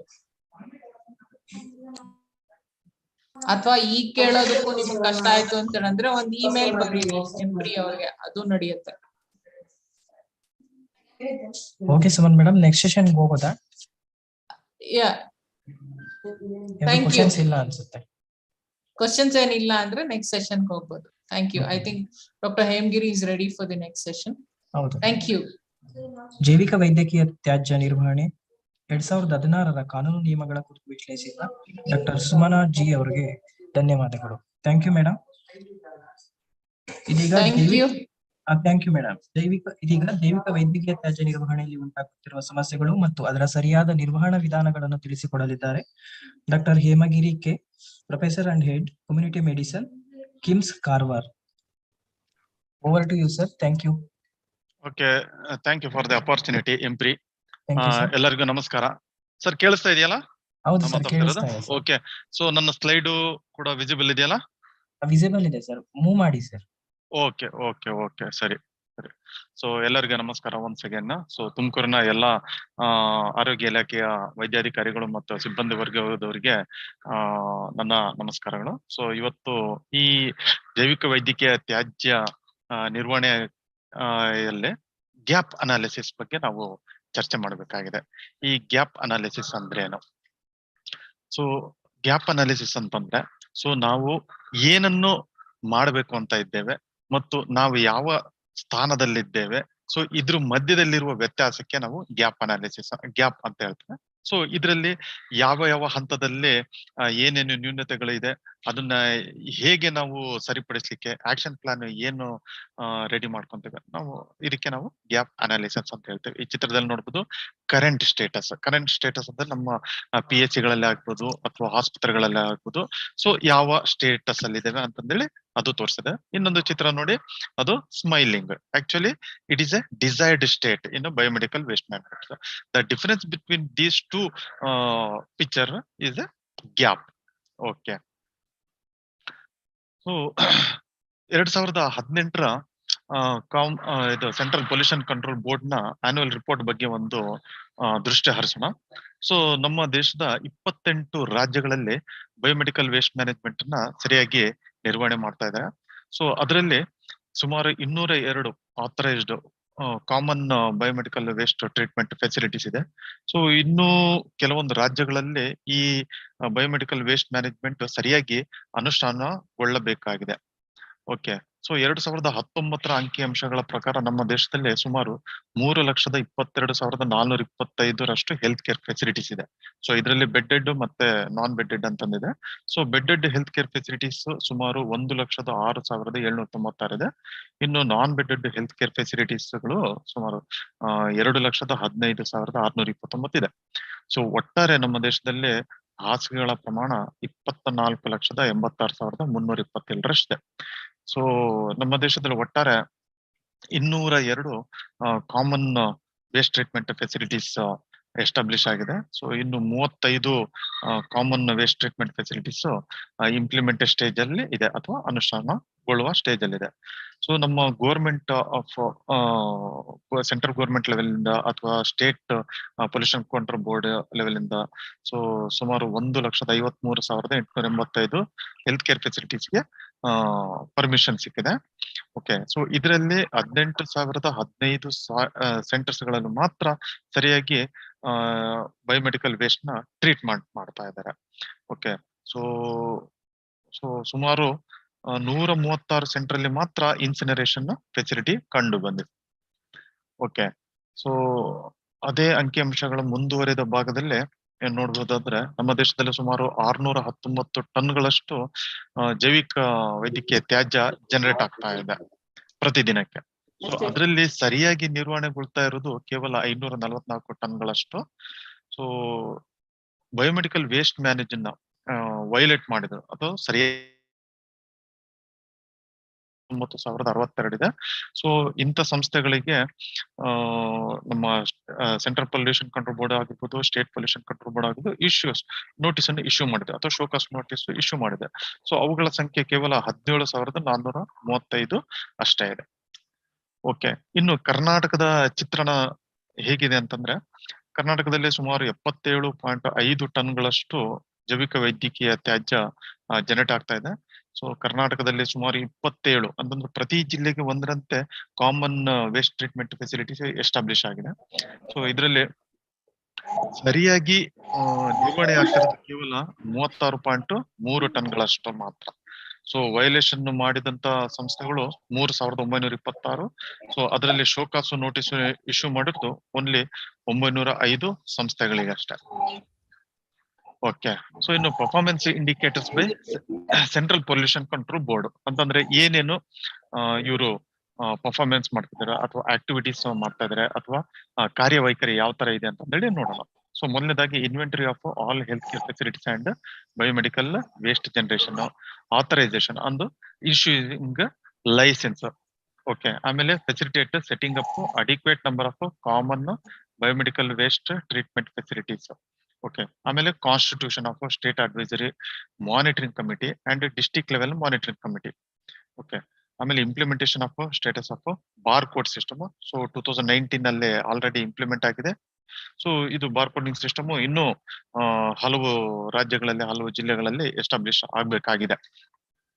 okay, and monitoring of health care facilities other than hospitals, clinics such as veterinary hospitals, animal house, AYUSH hospitals. ಇದು ಕೇವಲ ಅಲೋಪತಿ ಆಸ್ಪತ್ರೆ ಮಾತ್ರ ಅಲ್ಲ, ವೆಟರ್ನರಿ ಹಾಸ್ಪಿಟಲ್ ಕೂಡ ಕವರ್ ಆಗುತ್ತೆ, ಅನಿಮಲ್ ಹಾಸ್ಪಿಟಲ್ ಕೂಡ ಕವರ್ ಆಗುತ್ತೆ, ಆಮೇಲೆ ಆಯುಷ್ ವಿಭಾಗ ಕೂಡ ಕವರ್ ಆಗ್ತಾ ಇದೆ. ಓಕೆ, ಸೊ ಇನ್ನು ಹಲವು ಕಾರ್ಯಗಳು ಏನಂತಂದ್ರೆ, so monitoring of the infrastructure, ಆಮೇಲೆ ಟ್ರೈನಿಂಗ್ ಮಾಡೋದು, ತರಬೇತಿ ನೀಡುವುದು, ಕೆಪಾಸಿಟಿ ಬಿಲ್ಡಿಂಗ್ ಮಾಡೋದು, ಆಮೇಲೆ installation of online monitoring of industrial emission and effluents, ಆಮೇಲೆ preparation of annual compliance status report, ಆಮೇಲೆ compliance by common facilities, bar coding system. Okay, ಆಮೇಲೆ compliance by health care facilities. ಇಲ್ಲಿ ನೋಡ್ತಾ ಈಗ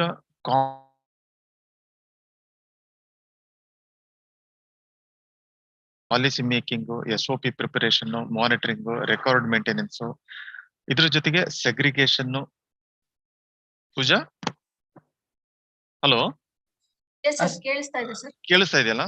ಓಕೆ, ಹೌದು sir. ನನಗಿಲ್ಲಿ ಇದು ಇಂಟರ್ನೆಟ್ ಅನ್ಸ್ಟಬಿಲಿಟಿ ಅಂತ ತೋರಿಸ್ತಾ ಇದೆ, ಅದಕ್ಕೆ ಒಂದ್ಸತಿ ಚೆಕ್ ಮಾಡಿದೆ. Okay, so waste management system ಅಲ್ಲಿ ಸೆಗ್ರಿಗೇಷನ್ ಇದೆ, ಡಿಸ್ಇನ್ಫೆಕ್ಷನ್ ಇದೆ, ಕಲೆಕ್ಷನ್ ಅಂಡ್ ಟ್ರಾನ್ಸ್ಪೋರ್ಟೇಷನ್ ಇದೆ, ಫೈನಲ್ ಟ್ರೀಟ್ಮೆಂಟ್ ಅಂಡ್ ಡಿಸ್ಪೋಸಲ್ ಇದೆ, ಆಮೇಲೆ ವರ್ಕರ್ ಸೇಫ್ಟಿ ಇದೆ. ಸೊ ಇದು ಎಲ್ಲಾ ಕಾಂಪೋನೆಂಟ್ಸ್ ಅಲ್ಲೂ ಸೊ ನಾವು ಗೈಡ್ಲೈನ್ಸ್ ಏನ್ ಹೇಳುತ್ತೆ, ಆಮೇಲೆ ನಾವು ಎಷ್ಟರ ಮಟ್ಟಿಗೆ ಅದನ್ನ ಪಾಲಿಸ್ತಾ ಇದ್ದೇವೆ ಅದನ್ನ ನಾವು ನೋಡೋಣ. ಓಕೆ, ಇನ್ನು ಹೆಲ್ತ್ ಕೇರ್ ಫೆಸಿಲಿಟೀಸ್ ಅಲ್ಲಿ ನಾಲೆಡ್ಜ್ ಮತ್ತೆ ಆಟಿಟ್ಯೂಡ್ ಬಗ್ಗೆ ನೋಡಿದಾಗ, ಸೊ ನಾಲೆಡ್ಜ್ ಅಲ್ಲೂ ಕೂಡ ಗ್ಯಾಪ್ ಕಾಣ್ತಾ ಇದೆ, ಆಮೇಲೆ ಆಟಿಟ್ಯೂಡ್ ಅಲ್ಲೂ ಕೂಡ ಗ್ಯಾಪ್ ಕಾಣ್ತಾ ಇದೆ. ಸೊ ಬಹಳಷ್ಟು ಆಲ್ಮೋಸ್ಟ್ ಎಲ್ಲರಿಗೂ, ವೈದ್ಯರು ಆಗಿರ್ಬೋದು ಅಥವಾ ಸ್ಟಾಫ್ ನರ್ಸ್ ಆಗಿರ್ಬೋದು ಅಥವಾ ವಾರ್ಡ್ ಬಾಯ್ ಆಗಿರ್ಬೋದು, ಎಲ್ಲರಿಗೂ ಕೂಡ ಬಯೋಮೆಡಿಕಲ್ ವೇಸ್ಟ್ ಮ್ಯಾನೇಜ್ಮೆಂಟ್ ಅನ್ನುವ ಇದು ಅರಿವು ಇದೆ. ಸೊ ಯಾವ ವೇಸ್ಟ್ ಅನ್ನ ಯಾವ ಇದು ಬಿನ್ನಲ್ಲಿ ಹಾಕ್ಬೇಕು ಅಂತಂದೇಳಿ ಇದು ಎಲ್ಲರಿಗೂ ನಾಲೆಡ್ಜ್ ಇದೆ. ಇನ್ನು ಆಟಿಟ್ಯೂಡಿಗೆ ಬಂದಾಗ ಅದು ಸ್ವಲ್ಪ ಮಟ್ಟಿಗೆ ಕಡಿಮೆ ಅಂತ ಅನಿಸ್ತಾ ಇದೆ. ಸೊ ನಾನ್ ಯಾಕೆ ಮಾಡ್ಬೇಕು ಅನ್ನೋ ಮನೋಭಾವ, ನಾನು ಡಾಕ್ಟರ್ ಇದ್ದೇನೆ, ಸೊ ನಾನ್ ಯಾಕೆ ಮಾಡ್ಬೇಕು, ಇದು ಸ್ಟಾಫ್ ನರ್ಸ್ ಇದು ಕೆಲಸ, ಇದು ವಾರ್ಡ್ ಬಾಯ್ ಇದು ಕೆಲಸ. ಸೊ ಆತರ ಮನೋಭಾವ ಇದೆ. ಸೊ ಒಂದು ಸಿರಿಂಜ್ ಹಾಸ್ಪಿಟಲ್ ಅಲ್ಲಿ ಬಿದ್ದಿದೆ ಅಂತಂದ್ರೆ ಅದರಿಂದ ವಾಟರ್ ಪೊಲ್ಯೂಷನ್ ಆಗ್ಬೋದು, ಏರ್ ಪೊಲ್ಯೂಷನ್ ಆಗ್ಬೋದು, ಅಥವಾ ನೀಡಲ್ ಸ್ಟಿಕ್ ಇಂಜುರಿ ಆಗ್ಬೋದು, ನೀಡಲ್ ಸ್ಟಿಕ್ ಇಂಜುರಿ ಆಗಿ HIV ಇನ್ಫೆಕ್ಷನ್ ಆಗ್ಬೋದು, ಅಥವಾ hepatitis B or C virus transmission ಕೂಡ ಆಗ್ಬೋದು ಅಂತ ನಾಲೆಡ್ಜ್ ಇದೆ. ಬಟ್ ಆ ನೀಡಲ್ ಅಥವಾ ಸಿರಿಂಜ್ ಅದನ್ನು ಪಿಕ್ ಮಾಡಿ ಸರಿಯಾಗಿ ಡಸ್ಟ್ ಬಿನ್ ಅಲ್ಲಿ ಅಥವಾ ವೇಸ್ಟ್ ಬಿನ್ ಅಲ್ಲಿ ಸಗ್ರಿಗೇಟ್ ಮಾಡ್ಬೇಕು ಅನ್ನುವ ಮನೋಭಾವ ಇರುವುದಿಲ್ಲ. ಓಕೆ, ಇನ್ನು ಇಂಪ್ಲಿಮೆಂಟೇಷನ್ ಬಂದ್ರೆ ಸೊ ಅದು ಎಲ್ಲಾ ಹಂತದಲ್ಲಿ ಇಂಪ್ಲಿಮೆಂಟೇಷನ್ ಲ್ಯಾಕಿನೇ ಕಾಣ್ತದೆ. ಸೊ ಇಂಪ್ಲಿಮೆಂಟೇಷನ್ ಅದು ಹೈಯರ್ ಲೆವೆಲ್ ಅಲ್ಲೇ ಇದು ಇಂಪ್ಲಿಮೆಂಟೇಷನ್ ಆಗ್ಬೇಕು. ಸೊ ಅದಕ್ಕೆ ಸರಿಯಾದ ಬಜೆಟ್ ಅವರು ಪ್ಲಾನ್ ಮಾಡಬೇಕು, ಆಮೇಲೆ ಇದು ಸರಿಯಾದ ಎಕ್ವಿಪ್ಮೆಂಟ್ಸ್ ಪ್ರಾಕ್ಯೂರ್ ಮಾಡಬೇಕು, ಆಮೇಲೆ ವರ್ಕರ್ಸ್ಗೆ ಸರಿಯಾಗಿ ಅಥವಾ ಕಾಲಕ್ಕೆ ಟ್ರೈನಿಂಗ್ ಕೊಡಬೇಕು ಅಥವಾ ರೀಟ್ರೈನಿಂಗ್ ಕೊಡಬೇಕು. ಸೊ ಇದು ಎಲ್ಲ ಇಂಪ್ಲಿಮೆಂಟೇಷನ್ ಪಾರ್ಟ್ ಅಲ್ಲಿ ಬರ್ತಾ ಇದೆ, ಬಟ್ ಕೆಲವು ಕಡೆ ಅದು ಲ್ಯಾಕಿನೇ ಕಾಣ್ತಾ ಇದೆ. ಇನ್ನು ಕೆಲವು ಸ್ಟಡಿ ಮಾಡಿದ್ದಾರೆ. ಓಕೆ, ನಾಲೆಡ್ಜ್ ಆಟಿಟ್ಯೂಡ್ ಪ್ರಾಕ್ಟೀಸ್ ಬಗ್ಗೆ ಇದು ಒಂದು ಸರ್ವೆ ಮಾಡಿದಾಗ ಇದು ನಾಲೆಡ್ಜ್ ಬಗ್ಗೆ ಸ್ಯಾಟಿಸ್ಫ್ಯಾಕ್ಟರಿ ರಿಪೋರ್ಟ್ ಬಂದಿದೆ. ಓಕೆ, ಇನ್ನು ಆಟಿಟ್ಯೂಡ್ ಬಗ್ಗೆ ನೋಡಿದಾಗ ಓಕೆ ಬೆಟರ್ ಇದೆ, ಬಟ್ ಪ್ರಾಕ್ಟೀಸ್ ಅನ್ನು ಅಬ್ಸರ್ವ್ ಮಾಡಿದಾಗ ಅಥವಾ ಪ್ರಾಕ್ಟೀಸ್ ಬಗ್ಗೆ ಹೇಳ್ಬೇಕಂತಂದ್ರೆ so it is better among nurses and other cadres, but it is poor. So you can say So very sorry to say that it is the poor among the doctors. Okay, so ಕೆಲವೊಂದು hospital ಅಲ್ಲಿ ಒಂದು survey ಮಾಡಿದ್ದಾರೆ. Okay, ಅದರಲ್ಲಿ biomedical waste management committee exist ಆಗಿದೆಯೋ ಇಲ್ಲ ಅಂತಂದೇಳಿ survey ಮಾಡಿದ್ದಾರೆ. ಆಮೇಲೆ ರಿಟರ್ನ್ SOP ಅವೈಲಬಲ್ ಇದೆಯೋ ಇಲ್ಲ ಅಂತಂದೇಳಿ ಸರ್ವೆ ಮಾಡಿದ್ದಾರೆ. ಆಮೇಲೆ designated temporary storage room present ಇದೆಯೋ ಇಲ್ಲ ಅಂತಂದೇಳಿ ನೋಡಿದ್ದಾರೆ. Workers supplied with PPE kits ನೋಡಿದ್ದಾರೆ. ಆಮೇಲೆ ವೇಸ್ಟ್ ಮ್ಯಾನೇಜ್ಮೆಂಟ್ ರಿಜಿಸ್ಟ್ರಿ ಬಗ್ಗೆ ಸರ್ವೆ ಮಾಡಿದ್ದಾರೆ. Injury registry and spill registry ಇದು ಎಲ್ಲಾ ಇದು ಪ್ಯಾರಾಮೀಟರ್ಸ್ ಬಗ್ಗೆ ಒಂದು ಸರ್ವೆ ಮಾಡಿದ್ದಾರೆ. ಸೊ ಆಲ್ಮೋಸ್ಟ್ ಎಲ್ಲಾ ಹಾಸ್ಪಿಟಲ್ಗಳಲ್ಲಿ ಸೊ ಸ್ಯಾಟಿಸ್ಫ್ಯಾಕ್ಟರಿ ರಿಪೋರ್ಟ್ ಕಂಡು ಬಂದಿದೆ.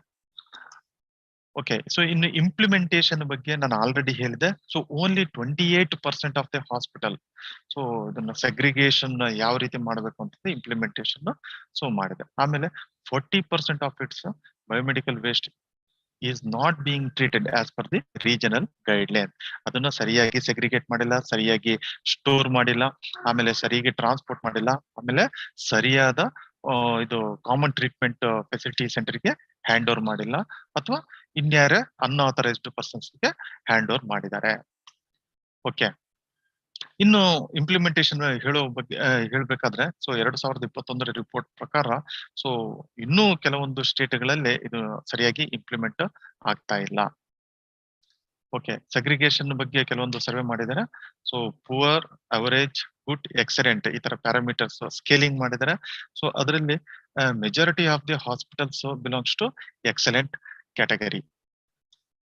ಓಕೆ, ಸೊ ಈಗ ನಮ್ಮ ಹಾಸ್ಪಿಟಲ್ ಅಲ್ಲಿ ಆಗಿರ್ಬೋದು ಅಥವಾ ಇತರೆ ಹಾಸ್ಪಿಟಲ್ ಅಲ್ಲಿ ಆಗಿರ್ಬೋದು ಅಥವಾ ಸುತ್ತಮುತ್ತ ಹಾಸ್ಪಿಟಲ್ ಅಲ್ಲಿ ಯಾವ ರೀತಿ ಬಯೋಮೆಡಿಕಲ್ ವೇಸ್ಟ್ ಮ್ಯಾನೇಜ್ಮೆಂಟ್ ನ ವಯೋಲೇಟ್ ಮಾಡಿದ್ದಾರೆ ಅಂತಂದೇಳಿ ನೋಡೋಣ. ಓಕೆ, ಇದು ಸಾಮಾನ್ಯವಾಗಿ ಕಂಡು ಬರುವಂತಹ ಚಿತ್ರಣ. ಸೊ ಆಸ್ಪತ್ರೆ ಹೊರಗಡೆ ವೇಸ್ಟ್ ಜನರಲ್ ವೇಸ್ಟ್ ಹಾಕಿದ್ದಾರೆ, ಅದ್ರ ಜೊತೆಗೆ ಜೈವಿಕ ವೈದ್ಯಕೀಯ ತ್ಯಾಜ್ಯ ಕೂಡ ಡಿಸ್ಕಾರ್ಡ್ ಮಾಡಿದ್ದಾರೆ. ಈ ಚಿತ್ರದಲ್ಲಿ ನೋಡಿ, ಸೊ ಮೊದಲನೇ ಚಿತ್ರದಲ್ಲಿ ಫುಡ್ ವೇಸ್ಟ್ ಇದೆ, ಜನರಲ್ ವೇಸ್ಟ್ ಇದೆ, ವ್ಯಾಕ್ಯುಟೈನರ್ಸ್ ಇದೆ, ಕ್ಯಾಥಟರ್ಸ್ ಇದೆ. ಸೊ ಇನ್ನೊಂದು ಚಿತ್ರದಲ್ಲಿ ನೋಡಿ, ಅದರಲ್ಲಿ ಫುಡ್ ವೇಸ್ಟ್ ಕೂಡ ಇದೆ, ಬಾಳೆಹಣ್ಣು ಸಿಪ್ಪೆ ಕೂಡ ಹಾಕಿದ್ದಾರೆ, ಆಮೇಲೆ ಮೆಡಿಸಿನ್ ಕವರ್ ಕೂಡ ಹಾಕಿದ್ದಾರೆ, ಆಮೇಲೆ ಸಿರಿಂಜ್ ಕವರ್ ಕೂಡ ಹಾಕಿದ್ದಾರೆ, ಕ್ಯಾಥಟರ್ ಕೂಡ ಕಂಡು ಬರ್ತದೆ. ಇದು ಕಾಮನ್ ಆಗಿ ಕಂಡು ಬರುವಂತ ಚಿತ್ರಣ. ಓಕೆ, ಸೊ ಅದೇ ರೀತಿ ಇನ್ನು ಕೆಲವೊಂದು ಹಾಸ್ಪಿಟ್ಲ್ ಹೊರಗಡೆ ಫುಡ್ ವೇಸ್ಟ್ ಎಲ್ಲ ಡಿಸ್ಕಾರ್ಡ್ ಮಾಡಿದ್ದಾರೆ. ಫುಡ್ ವೇಸ್ಟ್, ಆಮೇಲೆ ಹಾಸ್ಪಿಟಲ್ ವೇಸ್ಟ್. ಈ ಫುಡ್ ವೇಸ್ಟ್ ಹಾಕಿದಾಗೆ ಏನಾಗುತ್ತೆ ಅಂತಂದ್ರೆ ಸುತ್ತಮುತ್ತಲಿನ ದನ ಕರು ಆಗಿರ್ಬೋದು ಅಥವಾ ಹಂದಿ ಆಗಿರ್ಬೋದು, ನಾಯಿ ಆಗಿರ್ಬೋದು, ಸೊ ಇದು ಎಲ್ಲ ಕ್ಯಾಂಪಸ್ ಒಳಗಡೆ ಬಂದು ಆ ಫುಡ್ ವೇಸ್ಟ್ ನ ಕನ್ಸ್ಯೂಮ್ ಮಾಡ್ತಾರೆ. ಸೊ ಇನ್ನು ಕೆಲವೊಂದು ಇನ್ಸಿಡೆಂಟ್ ಗಳಲ್ಲಿ ಈ ಫುಡ್ ವೇಸ್ಟ್ ನ ಕನ್ಸ್ಯೂಮ್ ಮಾಡಿದ ಈ ಹಸು ಕರುಗಳು ಈ ಪ್ಲಾಸ್ಟಿಕ್ ಒಳಗಡೆ ಅವ್ರ ಹೊಟ್ಟೆ ಒಳಗಡೆ ಹೋಗಿ ಅದು ಸರಿಯಾಗಿ ಡೈಜೆಸ್ಟ್ ಆಗದೆ ಅಬ್ಸ್ಟ್ರಕ್ಷನ್ ಆಗಿ ಸೊ ಸಾವಿಗೀಡಾದ ನಿದರ್ಶನಗಳು ಬಹಳಷ್ಟು ಇದೆ.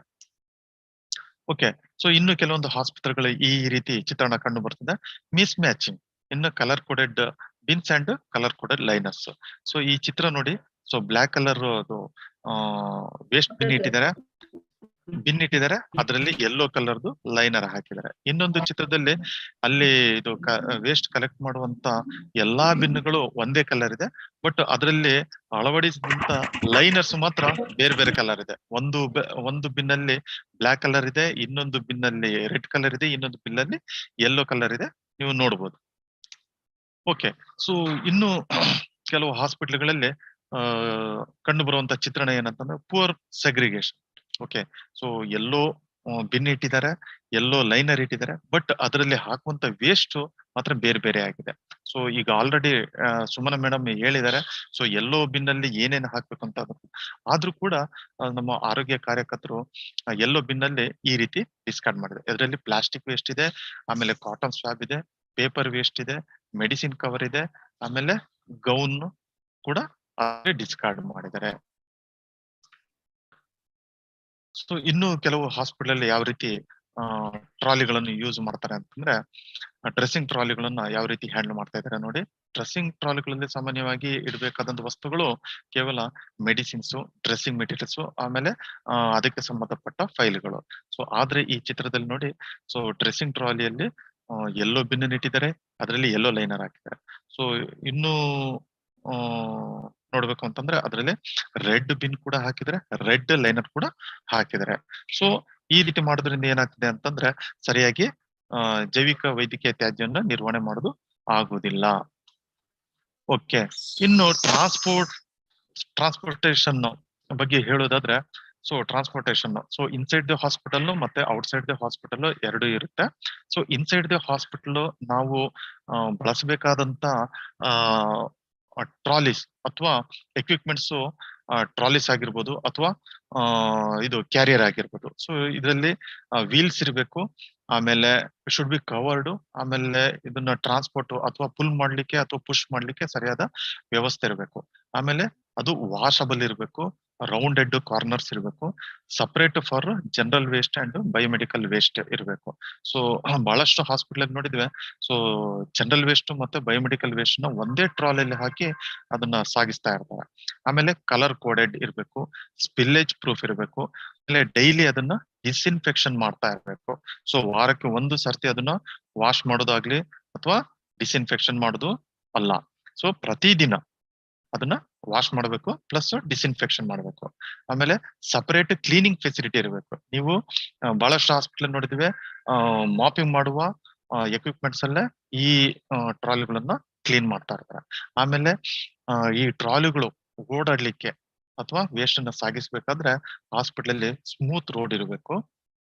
ಆಮೇಲೆ ಅವು ಹೋಗುವಂತ ಪಾತ್ವೆ ಕೂಡ ಸ್ಮೂತ್ ಆಗಿರ್ಬೇಕು, ಜಾಸ್ತಿ ರಫ್ ಆಗಿರ್ಬೋದು ಅಥವಾ ಡಿಚಸ್ ಇರಬಾರ್ದು. ಆಮೇಲೆ ಮೇಲ್ಗಡೆ 4th ಫ್ಲೋರ್ 5th ಫ್ಲೋರ್ ಅಥವಾ ಮಲ್ಟಿ ಸ್ಟೋರಿ ಬಿಲ್ಡಿಂಗ್ ಇತ್ತು ಅಂತಂದ್ರೆ ಯಾವಾಗ್ಲೂ ವೇಸ್ಟ್ ನ ಸೊ ಲಿಫ್ಟ್ ಮೂಲಕನೇ ಸಾಗಿಸ್ಬೇಕು. ಇನ್ನು ಕೆಲವೊಂದು ಹಾಸ್ಪಿಟಲ್ ಅಲ್ಲಿ ಸ್ಟೆಪ್ಸ್ ಇರ್ತದೆ, ಸೊ ಅದ್ರ ಜೊತೆ ರ್ಯಾಂಪ್ ಕೂಡ ನಾವು ಕ್ರಿಯೇಟ್ ಮಾಡಿರ್ಬೇಕು. ಸೊ ರ್ಯಾಂಪ್ ಇಲ್ಲ ಅಂದ್ರೆ ಏನಾಗುತ್ತೆ ಅಂತಂದ್ರೆ ವೇಸ್ಟ್ ಅನ್ನ ಸ್ಟೆಪ್ಸ್ ಮೂಲಕ ಸಾಗಿಸ್ಬೇಕಾದ್ರೆ ಅದು ತುಳುಕಿ ಅದರಲ್ಲಿರುವ ವೇಸ್ಟ್ ಸ್ಪಿಲ್ ಆಗೋ ಚಾನ್ಸಸ್ ಇರುತ್ತೆ, ಅಥವಾ ಲಿಕ್ವಿಡ್ ವೇಸ್ಟ್ ಅಲ್ಲೇ ಸ್ಪಿಲ್ ಆಗುವ ಸಾಧ್ಯತೆ ಇರ್ತದೆ. Okay, so transported within the hospital. So first ಚಿತ್ರ ನೋಡಿ.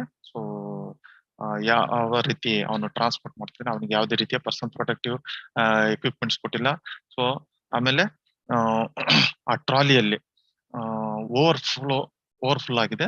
ಸೊ ಅದರಿಂದ ವೇಸ್ಟ್ ಸ್ಪಿಲ್ ಆಗ್ತಾ ಇದೆ, ಇದು ಸಾಲಿಡ್ ವೇಸ್ಟ್ ಕೂಡ ಸ್ಪಿಲ್ ಆಗ್ತದೆ, ಆಮೇಲೆ ಲಿಕ್ವಿಡ್ ವೇಸ್ಟ್ ಕೂಡ ಕೆಳಗಡೆ ಸ್ಪಿಲ್ ಆಗ್ತದೆ. ಈ ತರ ಆಗೋ ಚಾನ್ಸಸ್ ಇದೆ. ಸೊ ಅದರಿಂದ ನಾವು ಯಾವಾಗ್ಲೂ ಕ್ಲೋಸ್ಡ್ ಕಂಟೈನರ್ ಅಲ್ಲೇ ನಾವು ಸಾಗಿಸ್ಬೇಕು. ಈ ಚಿತ್ರದಲ್ಲಿ ನೋಡಿ ಟಿಕ್ ಮಾರ್ಕ್ ಮಾಡಿದೆ. ಸೊ ಆ ಕಂಟೈನರ್ಗೆ ಸೊ ಬಯೋ ಹಜಾರ್ಡ್ ಅಂತಂದೇಳಿ ಸಿಂಬಲ್ ಹಾಕಿರ್ಬೇಕು. ಆಮೇಲೆ ಅದ್ರ ಮೇಲ್ಗಡೆ ಇದು ಡೋರ್ಸ್ ಇರ್ಬೇಕು. ಆ ಡೋರ್ಸ್ ಅನ್ನ ಓಪನ್ ಮಾಡ್ಲಿಕ್ಕೆ ಮತ್ತು ಕ್ಲೋಸ್ ಮಾಡ್ಲಿಕ್ಕೆ ಹ್ಯಾಂಡ್ಲ್ ಇರ್ಬೇಕು. ಆಮೇಲೆ ಅದನ್ನ ವೇಸ್ಟ್ ಕ್ಯಾರಿ ಮಾಡುವಂತ ಅಥವಾ ಶಿಫ್ಟ್ ಮಾಡುವಂತ ಇದು ಬಾಯ್ ಆಗಿರ್ಬೋದು ಅಥವಾ ವಾರ್ಡ್ ಬಾಯ್ ಆಗಿರ್ಬೋದು ಅಥವಾ ವೇಸ್ಟ್ ಹ್ಯಾಂಡ್ಲರ್ ಆಗಿರ್ಬೋದು, ಅವನು ಪರ್ಸನಲ್ ಪ್ರೊಟೆಕ್ಟಿವ್ ಎಕ್ವಿಪ್ಮೆಂಟ್ ನ ಸರಿಯಾಗಿ ಬಳಸ್ಬೇಕು. ಅವನು ಮಾಸ್ಕ್ ಹಾಕಿರ್ಬೇಕು, ಗೌನ್ ಹಾಕಿರ್ಬೇಕು, ಗ್ಲೌಸ್ ಹಾಕಿರ್ಬೇಕು. ಇನ್ನು ಸ್ಟೋರೇಜ್ ಫೆಸಿಲಿಟಿಗೆ ಬಂದಾಗ it should B designated storage in the hospital. But ಇಲ್ಲಿ ನೋಡಿ, ಈ ಚಿತ್ರದಲ್ಲಿ ನೋಡಿ, ಇದು ಡೆಸಿಗ್ನೇಟೆಡ್ ಸ್ಟೋರೇಜ್ ರೂಮ್ ಇದೆ, ಆದ್ರೆ ಇಲ್ಲಿ ಸರಿಯಾಗಿ ಕ್ಲೋಸಿಂಗ್ ಸಿಸ್ಟಮ್ ಇಲ್ಲ ಅಥವಾ ಮಾನಿಟರಿಂಗ್ ಇಲ್ಲ. ಸೊ ಏನಾಗ್ತದೆ, ಅಲ್ಲಿ ನಾಯಿಗಳು ಇದು ಎಂಟ್ರಿ ಆಗ್ತವೆ ಅಥವಾ ಕ್ಯಾಟ್ಸ್ ರ್ಯಾಟ್ಸ್ ಎಂಟ್ರಿ ಆಗುದು. ಸೊ ಇದು ಕಾನ್ಸಿಕ್ವೆನ್ಸಸ್. ಸೊ ನಾಯಿಗಳು ಎಲ್ಲ ಎಂಟ್ರಿ ಆಯ್ತು ಅಂತಂದ್ರೆ ಅಲ್ಲಿರುವಂತದ್ದು ಇದು ಫುಡ್ ವೇಸ್ಟ್ ಆಗಿರ್ಬೋದು ಅಥವಾ ಪ್ಲಾಸೆಂಟಾ ವೇಸ್ಟ್ ಆಗಿರ್ಬೋದು ಅಥವಾ ಎಲ್ಲೋ ಕವರ್ ಅಲ್ಲಿರುವಂತ ಇದು ಬೇರೆ ವೇಸ್ಟ್, ಹ್ಯೂಮನ್ ಅನಾಟಮಿಕಲ್ ವೇಸ್ಟ್ ಆಗಿರ್ಬೋದು ಅಥವಾ ಅನಿಮಲ್ ಅನಾಟಮಿಕಲ್ ವೇಸ್ಟ್ ಆಗಿರ್ಬೋದು, ಇದರಿಂದ ಅವು ಅಟ್ರಾಕ್ಟ್ ಆಗಿ ಅದನ್ನ ತಿನ್ಲಿಕ್ಕಂತ ಬಂದಿರ್ತದೆ. ಸೊ ಆಗ ತಿನ್ಲಿಕ್ಕೆ ಬಂದಾಗ ಇದು ಈ ರೀತಿ ಎಲ್ಲ ವೇಸ್ಟ್ ಚೆಲ್ಲಾಪಿಲ್ಲಿ ಆಗುವ ಸಾಧ್ಯತೆ ಜಾಸ್ತಿ ಇರ್ತದೆ.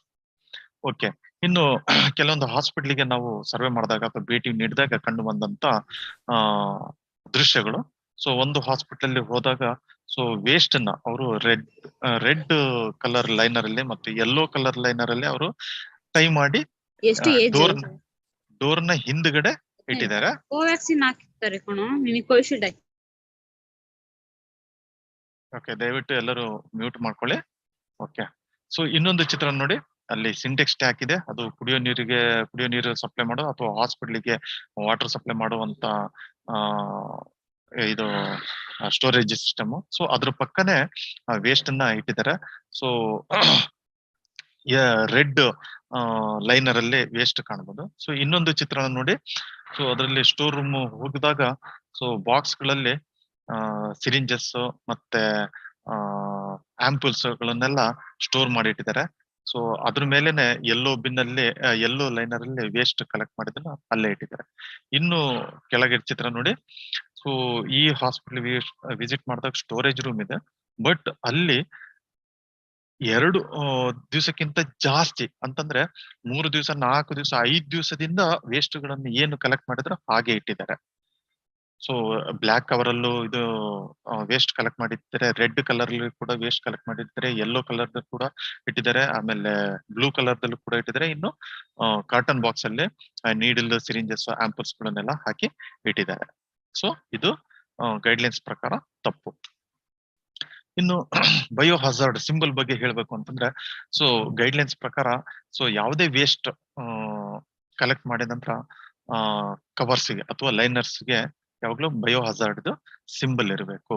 Okay, caution, bio hazard, sharp waste ಅಂತಂದ್ರೆ ಇತ್ತು ಅಂತಂದ್ರೆ ಶಾರ್ಪ್ ವೇಸ್ಟ್ ಅಂತ ಲೇಬಲ್ ಮಾಡ್ಬೇಕು, ಅಥವಾ ಗ್ಲಾಸ್ ವೇಸ್ಟ್ ಇತ್ತು ಅಂತಂದ್ರೆ ಗ್ಲಾಸ್ ವೇಸ್ಟ್ ಅಂತಂದೇಳಿ ನಾವು ಲೇಬಲ್ ಮಾಡ್ಬೇಕು, ಅಥವಾ ಮೆಟಲ್ ವೇಸ್ಟ್ ಇತ್ತು ಅಂತಂದ್ರೆ ಮೆಟಲ್ ವೇಸ್ಟ್ ಅಂತ ನಾವು ಲೇಬಲ್ ಮಾಡ್ಬೇಕು.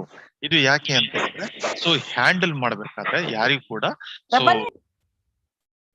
ಕೂಡ ಇಂಜುರಿ ಆಗ್ಬಾರ್ದು. ಕೆಮಿಕಲ್ ಇಂಜುರಿ ಆಗ್ಬೋದು ಅಥವಾ ಶಾರ್ಪ್ ಇಂಜುರಿ ಆಗ್ಬೋದು. ಸೊ ಇದು ಯಾವ್ದು ಆಗ್ಬಾರ್ದು ಅಂತ ಹೇಳಿ ಬಯೋ ಹಜಾರ್ಡ್ ನಾವು ಟೆಸ್ಟ್ ಮಾಡ್ಬೇಕು ಅಥವಾ ಬರಿಬೇಕು.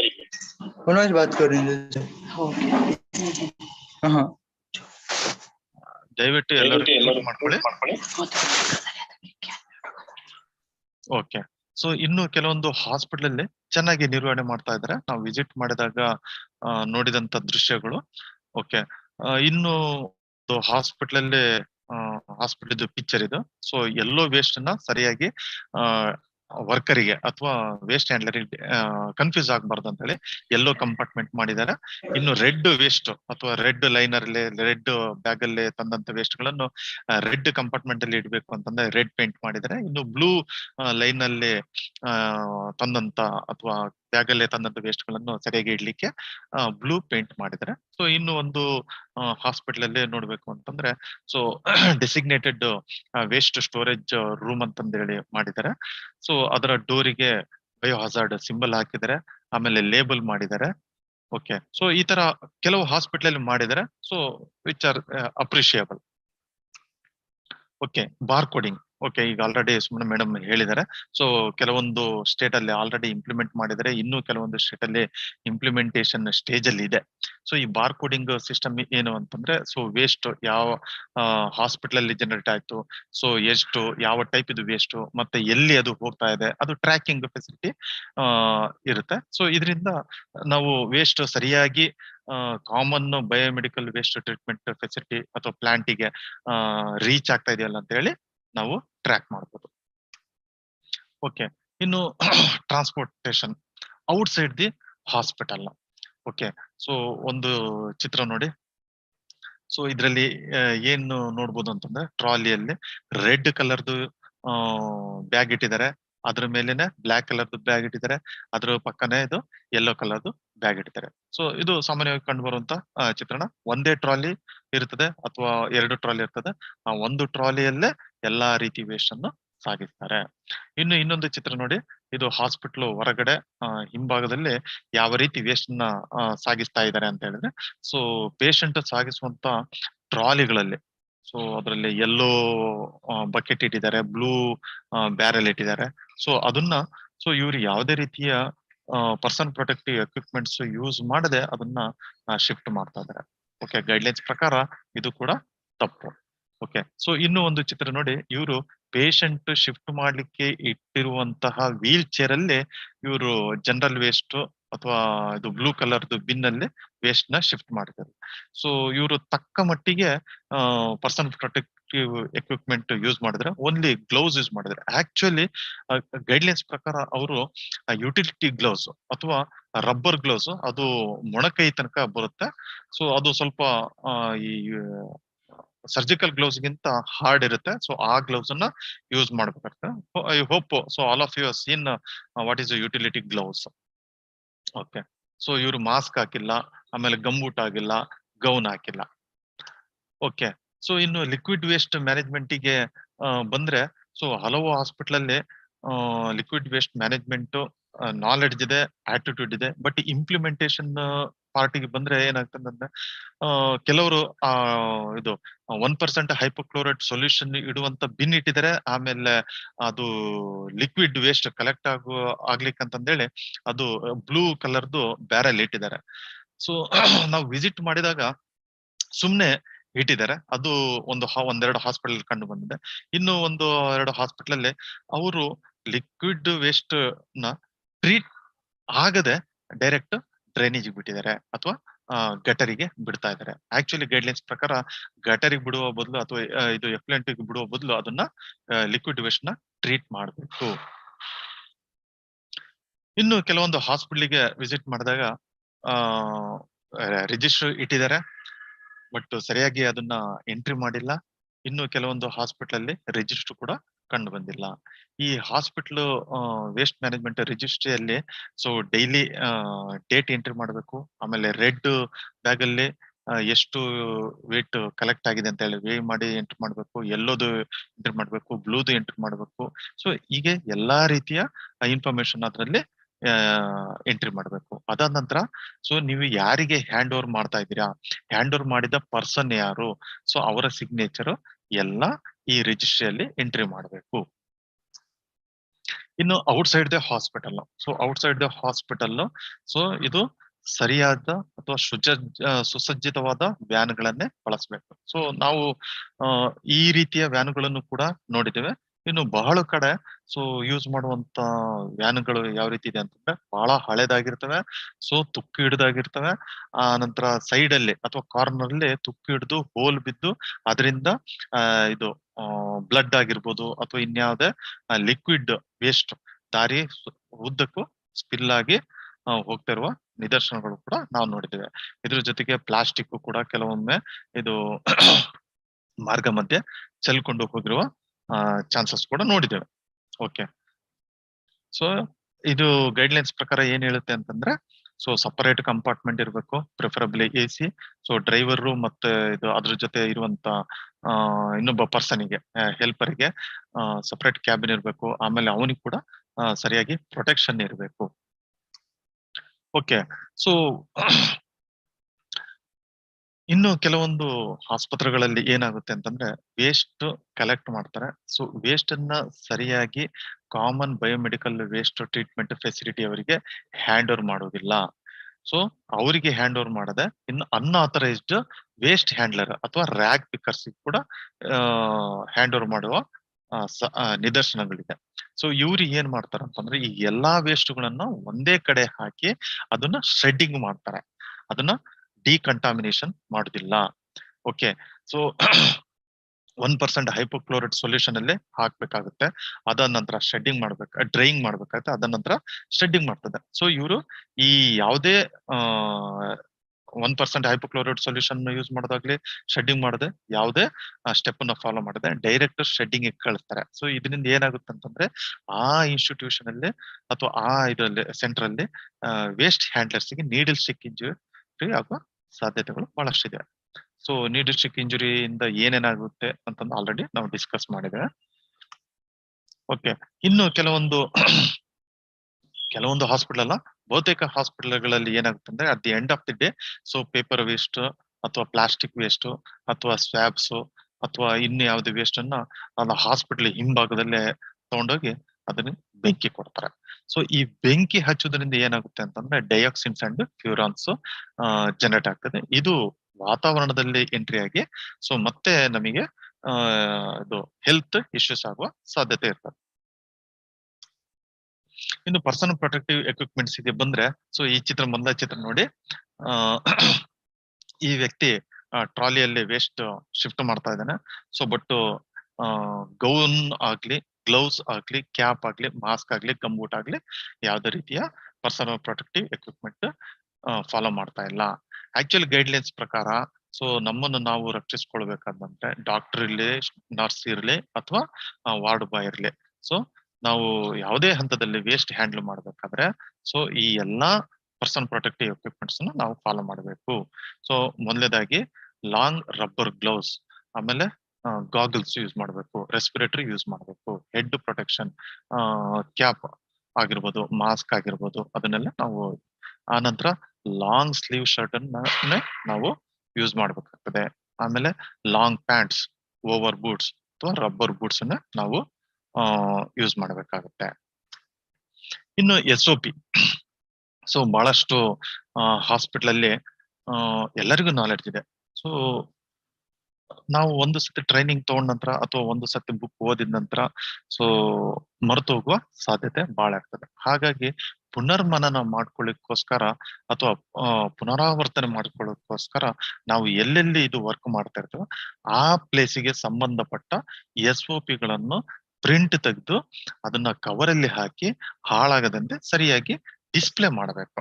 ಸೊ SOP ಪ್ರಿಂಟ್ ತೆಗೆದು ಸುಮ್ನೆ ಯಾವ್ದೋ ಫೈಲ್ ಅಲ್ಲಿ ಇಡುದಲ್ಲ ಅಥವಾ ಎಲ್ಲೋ ಒಂದು ಕಡೆ ಇಡುದಲ್ಲ, ಅದು ನಮಗೆ ದಿನಂಪ್ರತಿ ಕಾಣುವ ಹಾಗೆ ಅಂತ ಸ್ಥಳದಲ್ಲಿ ನಾವು ಡಿಸ್ಪ್ಲೇ ಮಾಡಬೇಕು. ಹಾಗಾದ್ರೆ ಮಾತ್ರ ಅದು ಇದು ಪ್ರಯೋಜನ ಇದೆ.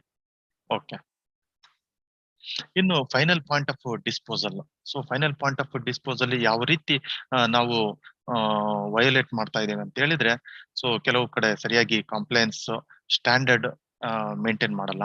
ಆಮೇಲೆ ಬ್ಲಾಕ್ ಇನ್ಸಿನರೇಷನ್ ಆಶ್ನೇ ನಾವು ತೆಗಿತೇವೆ. ಆಮೇಲೆ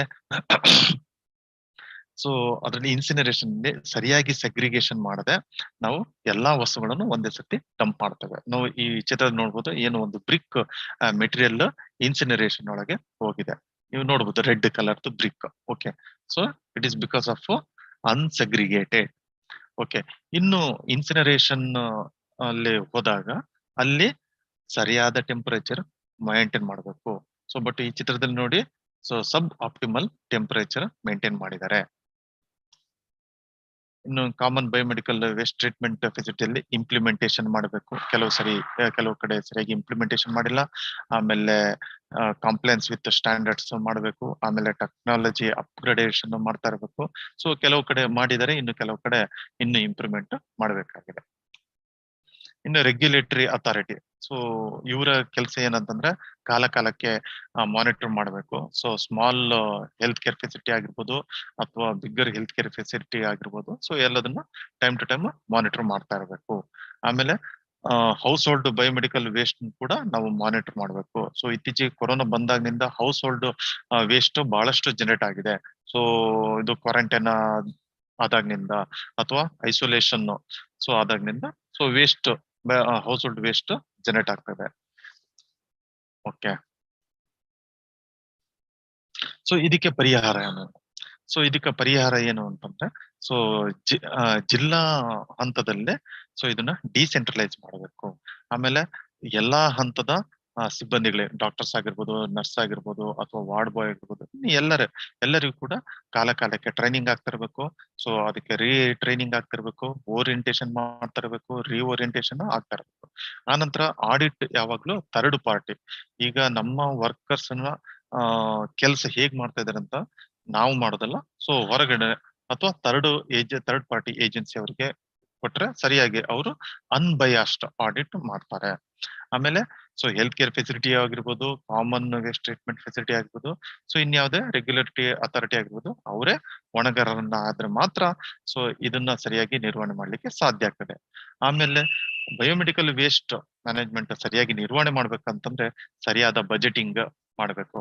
ಟ್ರೈನಿಂಗ್ ಆಗಿರ್ಬೋದು ಅಥವಾ ಪ್ರೊಕ್ಯೂರ್ಮೆಂಟ್ ಆಗಿರ್ಬೋದು, ಸೊ ಅಥವಾ ರಿಸೋರ್ಸಸ್ ಪರ್ಚೇಸ್ ಮಾಡ್ಲಿಕ್ಕೆ ಆಗಿರ್ಬೋದು. ಸೊ ಅದಕ್ಕೆ ಸರಿಯಾದ ಬಜೆಟಿಂಗ್ ವ್ಯವಸ್ಥೆ ಇರಬೇಕು. ಸೊ ಇನ್ನು ಯಾವ ರೀತಿ ನಾವು ಪರಿಹಾರ ಹುಡುಕ್ಬೋದು ಅಂತಂದ್ರೆ proper implementation of bar coding. Okay, so Suman madam already ಹೇಳಿದ್ದಾರೆ ಬಾರ್ ಕೋಡಿಂಗ್ ಏನು ಅಂತ ಹೇಳಿ, ಅದರಿಂದ ಏನು ಉಪಯೋಗ ಅಂತ ಕೂಡ ಹೇಳಿದರೆ ನಾವು ಅದನ್ನ ಆದಷ್ಟು ಬೇಗ ಇಂಪ್ಲಿಮೆಂಟೇಶನ್ ಮಾಡಬೇಕು. ಆಮೇಲೆ ಸ್ಟೇಕ್ ಹೋಲ್ಡರ್ಸ್ ಅವ್ರಿಗೆ ಕೂಡ ಟ್ರೈನಿಂಗ್ ಆಗ್ತಾ ಇರಬೇಕು, ಅವೇರ್ನೆಸ್ ಕ್ರಿಯೇಟ್ ಮಾಡ್ತಾ ಇರಬೇಕು. ಓಕೆ, ಆಮೇಲೆ installation and monitoring of so online monitoring system. Okay, ಆಮೇಲೆ extensive training and awareness programme ಹಾಗಾಗಿ ಹಮ್ಮಿಕೊಂತಾ ಇರಬೇಕು. ಆಮೇಲೆ ಸ್ಟ್ರಿಂಜೆಂಟ್ ಮೆಜರ್ಸ್. ಸೊ ಆಲ್ರೆಡಿ ಒಂದು ಎಕ್ಸಾಂಪಲ್ ಕೊಟ್ಟು ಹೇಳಿದ್ದಾರೆ. ಸೊ ಟ್ರಾಫಿಕ್ ಪೊಲೀಸ್ ಇದ್ರು ಅಂತಂದ್ರೆ ಸೊ ನಾವು ಹೆಲ್ಮೆಟ್ ಹಾಕ್ತೇವೆ, ಸೀಟ್ ಬೆಲ್ಟ್ ಹಾಕ್ತೇವೆ. ಅದೇ ರೀತಿ ನಮ್ಮ ಏಜೆನ್ಸಿಗಳು, ಆಥರೈಸ್ಡ್ ಏಜೆನ್ಸಿಗಳು ಸ್ಟ್ರಿಕ್ಟ್ ಆದ್ರೆ ಮಾತ್ರ ನಮ್ಮ ಕಾಮನ್ ಬಯೋಮೆಡಿಕಲ್ ಟ್ರೀಟ್ಮೆಂಟ್ ಫೆಸಿಲಿಟಿ ಅವರು ಸರಿಯಾಗಿ ಇಂಪ್ಲಿಮೆಂಟೇಶನ್ ಮಾಡ್ತಾರೆ. ಓಕೆ, ಇದಿಷ್ಟು ರೆಫರೆನ್ಸಸ್.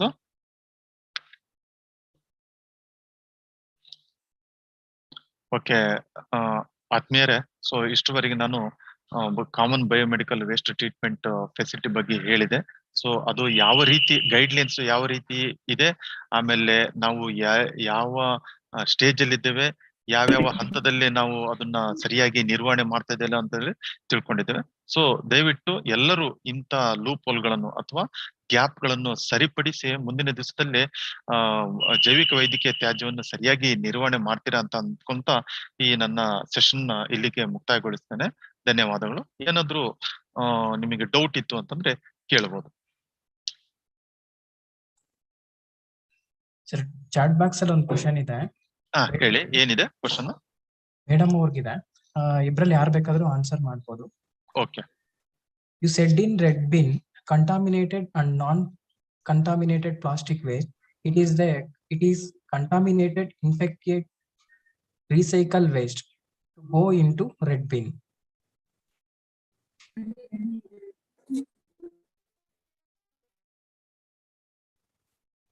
ಒಂದು ನಿಮಿಷ ನೋಡ್ತೇನೆ ಅದು. ಸರಿ, ಚಾಟ್ ಬಾಕ್ಸ್ ಅಲ್ಲಿ ಹಾಕಿ ಸ್ಟಾರ್ಟಿಂಗ್ ಅಲ್ಲಿ.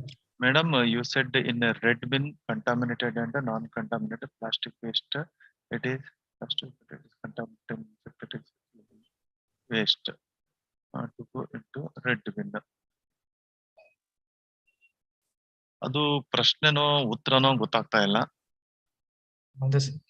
ಬೇರೆ ಏನಾದ್ರು ಕ್ವಶನ್ಸ್ ಇದೆಯಾ ಈ ಸೆಷನ್ ಬಗ್ಗೆ?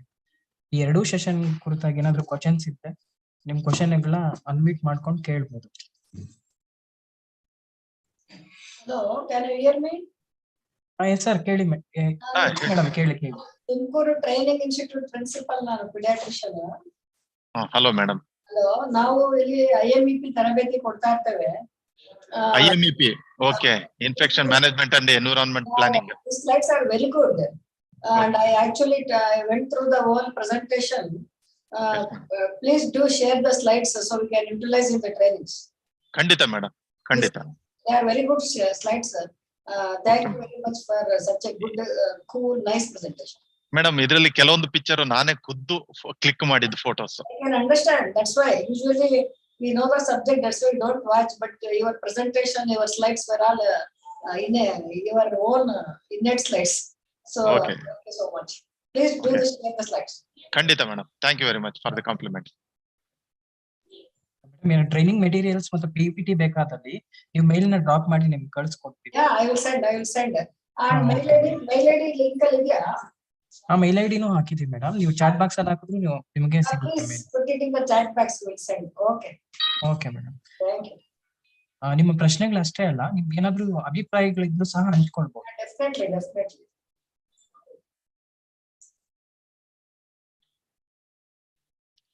ಓಕೆ, ಸೊ ಏನು ಕ್ವಶನ್ ಇಲ್ಲ ಅಂತಂದ್ರೆ ಸೊ ನೆಕ್ಸ್ಟ್ ಸೆಷನ್ ನಾವು ಹೋಗ್ಬೋದು. ಓಕೆ ಸರ್, ಆಯ್ತು. ಓಕೆ, ಎಲ್ಲರಿಗೂ ಧನ್ಯವಾದಗಳು.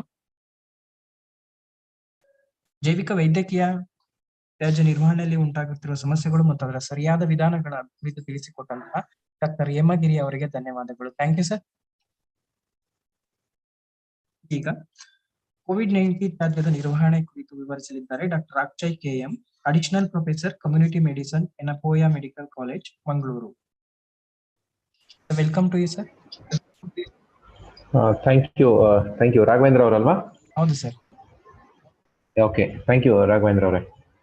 ಸೊ ಐ ಥಿಂಕ್ ಆಡಿಬಲ್ ಆಗಿದ್ದೇನೆ, ಕರೆಕ್ಟ್ ಆಗಿದೆ ಅನ್ಸುತ್ತೆ. ವಾಲ್ಯೂಮ್ ಚೂರು ಜಾಸ್ತಿನೇ ಮಾಡ್ಕೊಳ್ತೀನಿ.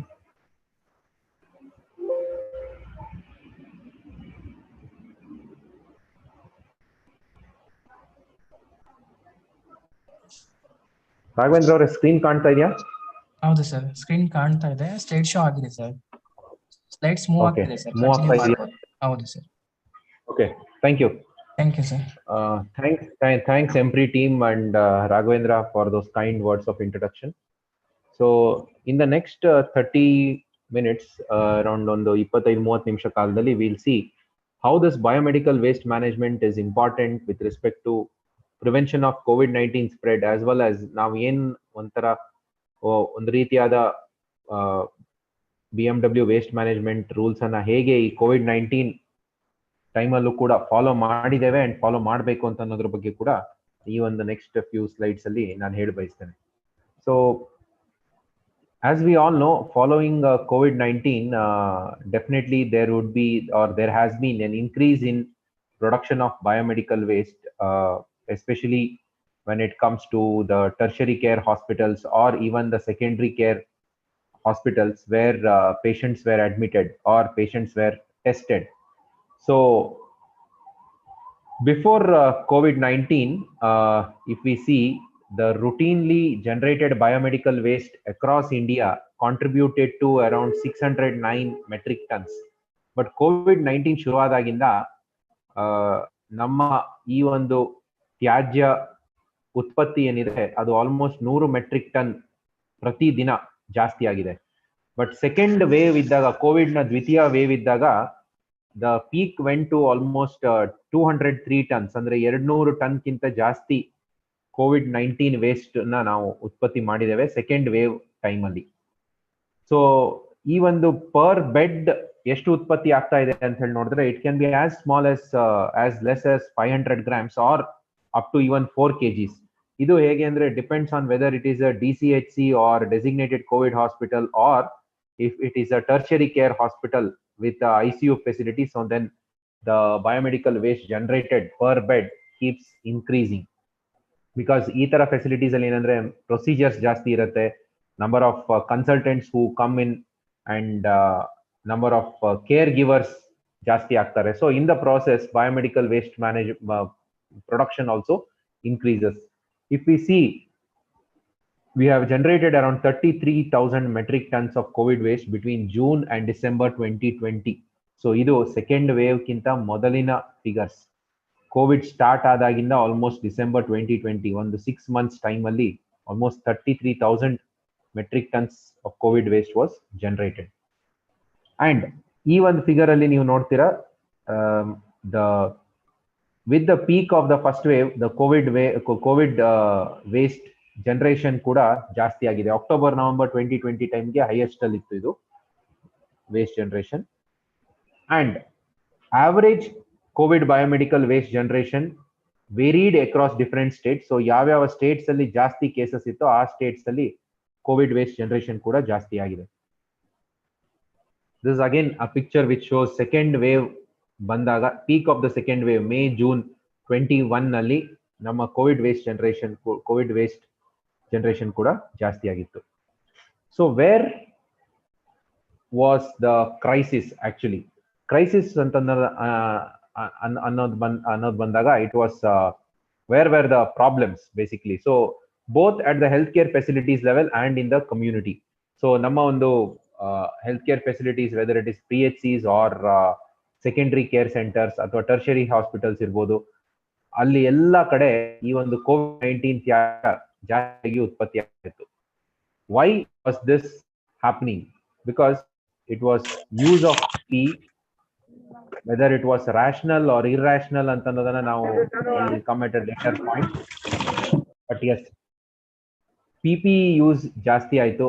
PPE might be in the form of smallest PPE ಅಂತಂದ್ರೆ ನಾವು ಮಾಸ್ಕ್ ಯೂಸ್ ಮಾಡ್ತಾ ಇರ್ಬೋದು ಅಥವಾ ಗ್ಲೌಸ್ ಯೂಸ್ ಮಾಡ್ತಾ ಇರ್ಬೋದು, R when it comes to the use of full PPE. So across the healthcare facilities, some sort of PPE was being used and that was contributing. And as such, our awareness and also attitude towards segregation was not great.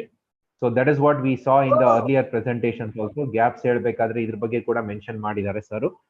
So we were not having the right awareness, or even if we had some awareness, we were not having the attitude. Raghavendra ಅವರೇ, kindly mute ಮಾಡಬಹುದಾ participants ನ? ಹೌದು sir, ಮಾಡ್ತೀನಿ sir. ಅವ್ರು ಮತ್ತೆ unmute ಮಾಡ್ಕೊಂಡಿದ್ದಾರೆ.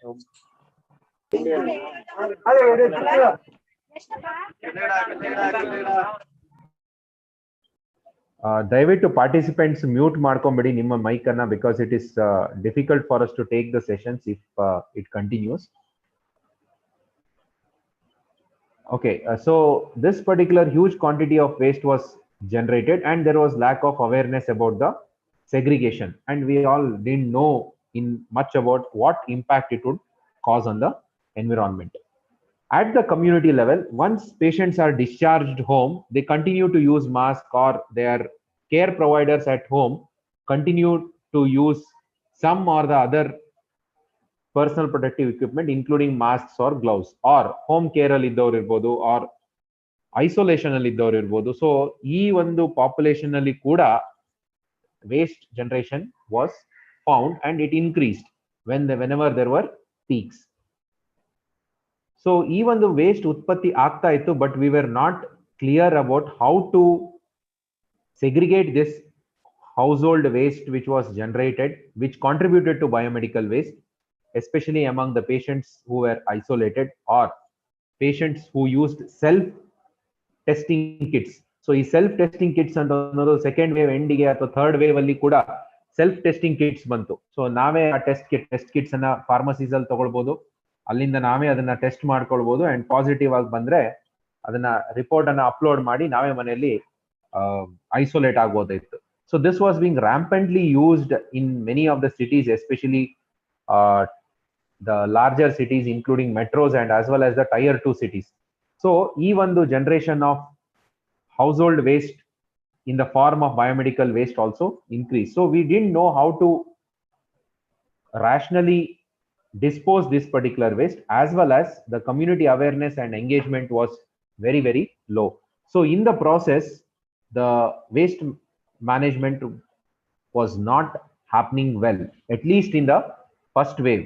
Then later on, after that, there were some measures which were taken, which we'll look at it in the subsequent slides. So what is this COVID-19 biomedical waste? Any waste which is generated during the diagnosis and treatment of either COVID-19 suspect patients or confirmed patients. And these can be generated right from the patient's entry into the hospital till the patient's exit, as well as at homes. So ULBs andre urban local bodies. So urban local bodies igu kuda this particular COVID waste was being handed over. So this is the definition of COVID biomedical waste. What are the sources? It can be right from the diagnosis level. So now swab use ಮಾಡ್ತಾ ಇದೀವಿ, ಅಲ್ಲಿ Falcon tube use ಮಾಡ್ತಾ ಇದೀವಿ transport sample transport ಮಾಡಕ್ಕೆ. We are using cotton swabs, so many things at the point of diagnosis or the sample taking. And then labs ಅಲ್ಲಿ there may be different cartridges which are being used. There is PPE which is being used across these particular settings. So ಇದಿರಬಹುದು, ಅಥವಾ waste generated from COVID wards. So procedures ಮಾಡ್ತಾ ಇರಬೇಕಾದ್ರೆ there is waste generated. There is waste generated in the form of PPE. And latest to this particular addition is the immunization. So in the process of vaccinating the people, we are also producing good amount of waste, which can be in the form of syringes and needles. If it is a AED syringe, then syringes or needles separately. If there have been syringes which have been used in the private setup, or it can be swabs.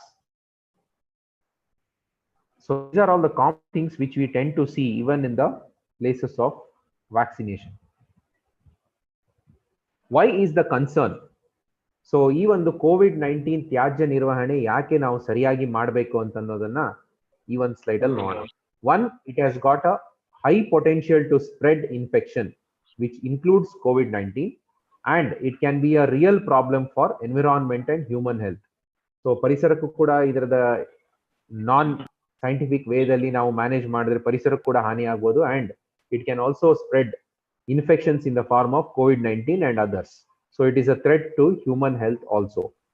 Improper disposal of especially the personal protective equipments, if it is made out of plastic, can release high levels of unintentional persistent organic pollutants. So dioxins and furans ಬಗ್ಗೆ already it has been mentioned in the previous presentation. So ನಾವು ಇದನ್ನ ಸರಿಯಾಗಿ ನಿರ್ವಹಣೆ ಮಾಡದೆ ಇದನ್ನ PPE ಗಳನ್ನ burn ಮಾಡಿದ್ರೆ ಅಥವಾ unscientific ವೇದಲ್ಲಿ ಇದನ್ನ ಡಿಸ್ಪೋಸ್ ಮಾಡಿದ್ರೆ, there is always a possibility of release of this unintentional POPs, what we tell.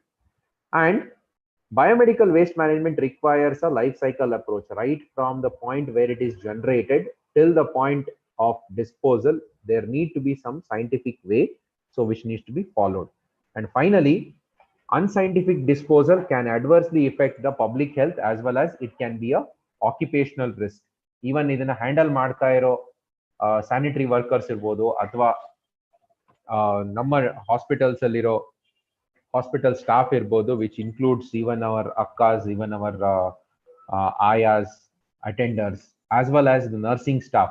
So they can be at high risk of getting some of the diseases which can be transmitted or even needle prick injuries. So guidelines ಏನು ಹೇಳುತ್ತೆ ಅಂತಂದ್ರೆ 2020 March ಅಲ್ಲಿ there were guidelines which were released by Central Pollution Control Board to efficiently manage this COVID-19 biomedical waste, and there were subsequent revisions. So the latest revision came in July 2020, and these guidelines are based upon the biomedical waste management rules of 2016 and its amendments. So ಈ ಒಂದು basic rules ಏನಿದೆ 2016 rules ಏನಿದೆ ಆ rules ಅನ್ನೇ base ಆಗಿ ಇಟ್ಕೊಂಡು ಕೆಲವೊಂದು guidelines ಅನ್ನ ಮಾಡಿದ್ದಾರೆ COVID-19 ತ್ಯಾಜ್ಯ ನಿರ್ವಹಣೆಗೆ. So this is what I have already told. Right from the point of generation till the disposal, there needs to be an efficient mechanism of treating segregation, transport and treatment of biomedical waste. So already Dr. Suman ಅವರು ಹೇಳಿದ್ದಾರೆ, M ಗಿರಿ sir ಇದ್ರ ಕೆಲವೊಂದು points ಅನ್ನ stress ಮಾಡಿರ್ಬೋದು. So COVID-19 ತ್ಯಾಜ್ಯ ನಿರ್ವಹಣೆಯಲ್ಲಿ ನಿಮ್ಗೆ ಹೆಚ್ಚಾಗಿ ನಾಲೆಜ್ ಬೇಕು ಅಂತ ಅನ್ನೋದಿಲ್ಲ. ನಿಮ್ಗೆ ಗೊತ್ತಿರೋ ನಾಲೆಜ್ ಅನ್ನೇ ಒಂಚೂರಾಗಿ ಮಾಡಿಫೈ ಮಾಡಿಕೊಂಡು ಈ ನಾಲೆಜ್ ಅನ್ನೇ ನಾವು if we convert this knowledge to favorable attitudes, then we will be able to practice the segregation as well as management of biomedical waste in a efficient way. So idu namge gottirode idu. If there is human waste, if there is anatomical waste, soiled waste, including cotton, including expired or discarded medicines, ivella ಒಂದು yellow ಬಿನ್ಗೆ ಹೋಗ್ಬೇಕು. ನಿಮ್ಮ ಹತ್ರ ಇದರಲ್ಲಿ 3-4 varieties of waste generate ಆಗ್ತಾ ಇತ್ತು ಅಂದ್ರೆ 3-4 yellow bin ಅನ್ನ ಇಟ್ಕೊಂಡು ಅದಕ್ಕೆ ಅಪ್ರಾಪ್ರಿಯೇಟ್ಲಿ ಲೇಬಲ್ ಮಾಡಿ ಅದರೊಳಗೆ ಹಾಕ್ಬೋದು. ಸೊ ಲೈನರ್ ಇರಬೇಕು ಪ್ರತಿ ಒಂದು ಬಿನ್ನಿಗೂ ಕೂಡ. ಸೊ COVID-19 ವೇಸ್ಟ್ ಅನ್ನ ನಿರ್ವಹಣೆ ಮಾಡಬೇಕಾದ್ರೆ ಅದರದ್ದು ಸೆಗ್ರಿಗೇಷನ್ ಮಾಡಬೇಕಾದ್ರೆ the segregation bins which are being used need to be followed the same color coding. Ensure that it is a foot operated bin and ಅದರ ಬಿನ್ಸ್ ಮೇಲೆ COVID-19 ಅಂತ ಹೇಳೋದನ್ನ ದೊಡ್ಡದಾಗಿ ಲೇಬಲ್ ಅನ್ನ ನೀವು ಹಾಕ್ಬೇಕಾಗತ್ತೆ. ಜೊತೆಗೆ ಒಳಗಡೆ ಪ್ಲಾಸ್ಟಿಕ್ ಲೈನರ್ ಗಳನ್ನ ಏನ್ ಯೂಸ್ ಮಾಡ್ತಿರೋ ಆ ಪ್ಲಾಸ್ಟಿಕ್ ಲೈನರ್ಗಳು ಡಬಲ್ ಲೇಯರ್ ಲೈನರ್ ಗಳನ್ನ ಯೂಸ್ ಮಾಡಿ ಅಥವಾ ಎರಡು ಲೈನರ್ ಗಳನ್ನ ಒಂದರೊಳಗೆ ಒಂದು ಹಾಕಿ ಯೂಸ್ ಮಾಡಿ. ಯಾಕಂದ್ರೆ ಇದು ಒಂದು ಡಬಲ್ ಪ್ರೊಟೆಕ್ಷನ್ ಕೂಡ ಕೊಡುತ್ತೆ. ಮತ್ತೊಂದು ಏನಂದ್ರೆ ಸ್ಪಿಲ್ಲೇಜ್ ಆಗದೆ ಇರುವ ಹಾಗೆ ನೋಡ್ಕೊಳ್ಳುತ್ತೆ. So in the process you are minimizing the occupational risk as well as prevention of transmission of COVID-19 through this particular biomedical waste. So if you see, it is the same color coding which we are using, but please ensure that writing a label with COVID-19 on these particular bins is very much needed and it is mandatory. And broken or discarded contaminated glassware, metallic body implants, so ನಿಮ್ಮ ಹತ್ರ ಈ ತರದ್ದು waste generate ಆಗ್ತಾ ಇತ್ತು ಅಂತಂದ್ರೆ ಅದನ್ನ blue bin ಒಳಗೆ ಹಾಕ್ಬೇಕು. All contaminated recyclable plastics and gloves, so ಇದೆಲ್ಲ ರೀಸೈಕ್ಲೇಬಲ್ ಪ್ಲಾಸ್ಟಿಕ್ ಗ್ಲೌಸ್ ಇದೆಲ್ಲ ರೀಸೈಕ್ಲಿಂಗ್ ಗೆ ಹೋಗುತ್ತೆ. So it has to be put in COVID-19 red colored bin. And metallic sharps and auto-deliverable syringes should go into white color or translucent puncture proof container. So ee one container namge specially it will be coming to use in our vaccination sessions. So if there is a contaminated swab which is being used by the patient or the person who is vaccinated, so then that will go to the yellow color bin. And if there are gloves which are being used during the time of vaccination, so the gloves will go to red color bin. So ಈ ತರ ನೀವು ಇದನ್ನ different categories ಒಳಗೆ ಇದನ್ನ segregate ಮಾಡಬೇಕಾಗುತ್ತೆ for COVID-19 waste. And if it is broken or discarded ampule or vial, it will go to the blue color bin. So there is no much difference as such, but you need to ensure that the labeling is done for the containers, which should be foot operated. So ಕಾಲಲ್ಲಿ operate ಮಾಡುವ ಹಾಗೆ ಇರಬೇಕು ಈ ಒಂದು bins.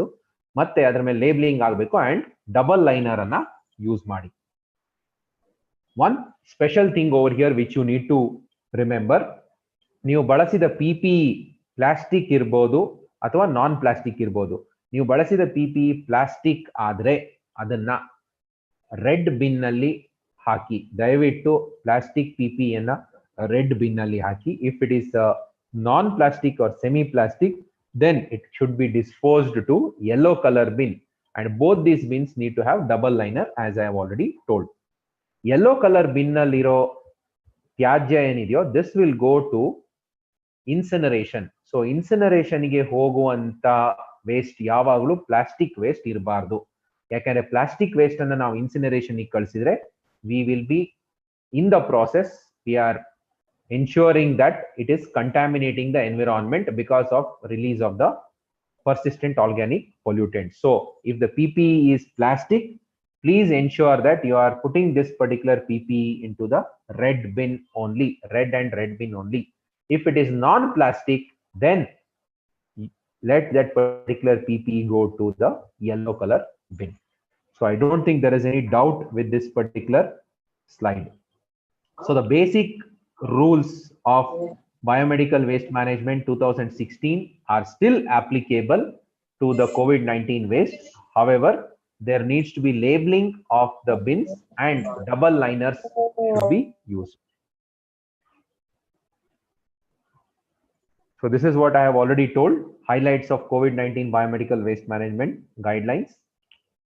So waste ಅನ್ನ transport ಮಾಡಬೇಕಾದ್ರೆ please have a dedicated closed trolley. ಅಂದ್ರೆ COVID-19 waste ಗೆ ಅಂತಾನೆ ಸಪರೇಟ್ ಆಗಿ ಟ್ರಾಲಿಯನ್ನ ಮೇಂಟೈನ್ ಮಾಡೋದು it is very very essential. ಯಾಕೆ ಅಂದ್ರೆ ನೀವು ಈ ಡೆಡಿಕೇಟೆಡ್ ಕ್ಲೋಸ್ಡ್ ಟ್ರಾಲಿಯನ್ನ ಡೈರೆಕ್ಟ್ ಆಗಿ if it has to be transported from the point of generation to the van, it will be very useful. ನೀವು COVID-19 ಅಂತ ಹೇಳಿ ಲೇಬಲ್ ಮಾಡಿದಾಗ ಈ ನಮ್ಮ ಕಾಮನ್ ಟ್ರೀಟ್ಮೆಂಟ್ ಫೆಸಿಲಿಟೀಸ್ ಅವ್ರು ಏನ್ ಮಾಡ್ತಾರೆ ಅಂದ್ರೆ it will B on a priority basis ಈ ವೇಸ್ಟ್ ಅನ್ನ ಪಿಕಪ್ ಮಾಡಿ ಮತ್ತೆ ಅದನ್ನ ಫೈನಲ್ ಟ್ರೀಟ್ಮೆಂಟ್ ಗೆ ಅವರು ಪ್ರಯಾರಿಟಿ ಬೇಸಿಸ್ ಮೇಲೆ ಇದನ್ನ ಕಳಿಸ್ತಾರೆ. So that is one thing which you need to remember. So please ensure that there is a dedicated closed trolley. And sodium hypochlorite solution ಇಂದ freshly prepared 1% sodium hypochlorite solution ಇಂದ ಈ ಟ್ರಾಲಿಯನ್ನ clean ಮಾಡಬಹುದು after the end of the day, after its use. If COVID-19 waste has to be stored in a storage room for around 24 hours time, then ensure that it is separately stored in the storage room and COVID-19 biomedical waste anteli label madbidi adike. That is always important. What else? Label bins, bags, trolleys indana helaitu. Next, separate record ಅನ್ನ maintain ಮಾಡಿ ನಿಮ್ಮಲ್ಲಿ COVID-19 waste ಎಷ್ಟು generate ಆಗ್ತಾ ಇದೆ, ಎಷ್ಟು generate ಆಗಿದೆ, ಎಷ್ಟು bags ಅನ್ನ ನೀವು ಕಳಿಸ್ತಾ ಇದ್ದೀರಾ ಕಾಮನ್ ಬಯೋಮೆಡಿಕಲ್ ವೇಸ್ಟ್ ಟ್ರೀಟ್ಮೆಂಟ್ ಫೆಸಿಲಿಟಿಗೆ ಅಂತೇಳಿ ಡೇ ಟು ಡೇ ರೆಕಾರ್ಡ್ ಅನ್ನ, ಸಪರೇಟ್ ರೆಕಾರ್ಡ್ ಅನ್ನ ಮೇಂಟೈನ್ ಮಾಡಿ. Provide adequate and required personal protective equipment to all your sanitation staffs. So ಈಗಾಗಲೇ ಪ್ರೀವಿಯಸ್ ಪ್ರೆಸೆಂಟರ್ ಹೇಳಿದ ಪ್ರಕಾರ ಪ್ರತಿ ಒಂದು sanitation staff whoever is transporting or handling this biomedical waste, avarige appropriate PPE kodbeku. At least there should be a mask, N95 mask, there should be eye goggles, there should be headwear or head cap, and then there should be a gown with two important things. One is heavy duty red rubber gloves or any other color heavy duty gloves, and then you need to have been given them with a gumboots or shoes. So ಈ ಒಂದು basic PPE ಗಳನ್ನ ನೀವು you have to give it to your sanitation staff. Please have dedicated staffs wherever possible, so you can post them on rotation, a rotation of a week or 10 days or 15 days, however it is feasible for you, but let there be dedicated staff for handling COVID-19 biomedical waste and solid waste separately. segregate at the point of generation. So this has been stressed in the previous presentations also, and training on these particular aspects should be given to all the staff who are involved in COVID duties or biomedical waste handling. So solid waste generate ಆಗಿರೋದನ್ನ ಹೇಗೆ ನಾವು ನಿರ್ವಹಣೆ ಮಾಡಬೇಕು ಅಂತಂದ್ರೆ, that has to be as per the solid waste management rules of 2016. So dry waste and wet waste ಅಂತೇಳಿ separately ನಾವು ಅದನ್ನ separate ಮಾಡಿ, so ಇದು this depends on which place you are working. If the panchayat or if the town or if the city where you are working requires it to be segregated, please segregate it as per the wet waste and dry waste, and they need to be handed over to the urban local body or the panchayat if it is a primary health center. And this particular point of spraying sodium hypochlorite to the segregated general waste was followed earlier, but no more it is being actually stressed upon. But it is always better to minimize the use of disposable items. So please don't give food waste to the biomedical waste handler. Please don't put the food waste in any of the colored coded bags and segregate them. It has to be ensured that the solid waste which is generated needs to be given to the urban local body only. So initially there were some confusion, there were some queries initial part of the pandemic ಅಲ್ಲಿ saying that ಈ food waste ಅನ್ನ ಅವ್ರು ತಿಂದಿರ್ತಾರೆ, ಅವ್ರು ಎಂಜಲ್ ಮಾಡಿರೋದನ್ನ ಏನ್ ಮಾಡೋದು, it should not be, can it be sent to the biomedical waste treatment facility? No. So leftover food waste segregated as wet waste and dry waste, and it has to be secured in leak proof bags and handed over to the urban local bodies. Some of the don'ts: don't mix general waste and biomedical waste, the COVID-19 waste. Do not disinfect yellow bag with sodium hypochlorite because this is going to the incinerator. Do not hand over COVID-19 biomedical waste without proper label, and don't transport them in open trolleys. So the same guidelines which have been told earlier also will hold good over here. So what is the minimum requirement of personal protective equipment which need to be used? In low risk area such as help desks or receptions, you can use triple layered medical mask or gloves. In moderate risk area, which are laundries, CSST divisions, so there you can use N95 masks and gloves. And in high risk areas, which includes the laboratories, critical care area, COVID-19 wards, so there full complement of PPE with all the other necessary equipments, which includes goggles, face shields, masks, coverall or gowns, head cover and shoe cover need to be used. So ಇದ್ರ ಬಗ್ಗೆ ನಾವು ಜಾಸ್ತಿ ಹೇಳಬೇಕು ಅಂತ ಹೇಳಿಲ್ಲ, but this is one thing which needs to be looked into, because in the initial phases of the epidemic, people were apprehensive and using left, right and center the personal protective full PPEs, even in screening areas as well as in the moderately risk areas. So ಈಗ ಎಲ್ಲರಿಗೂ ಭಯ ಹೊರಟೋಗಿದೆ because of vaccination, because of third wave, because of attenuation of the virus, so many reasons ಇಂದ ಎಲ್ಲರಲ್ಲೂ ಭಯ ಹೊರಟೋಗಿದೆ. So we don't even see PPE being used in even in the high risk areas these days. So COVID has underlined the importance of biomedical waste management. However, there is need to be strengthened. Attitude has changed to certain extent. So there is definition and clear definition of COVID waste, what constitutes to this, and we are still in the phase of where we are focusing on key principles, that is reduce, reuse and recycle. So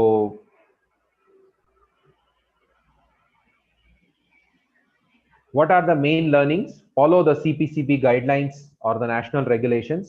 Treat COVID waste as any other infectious waste. Segregation at source is very, very important.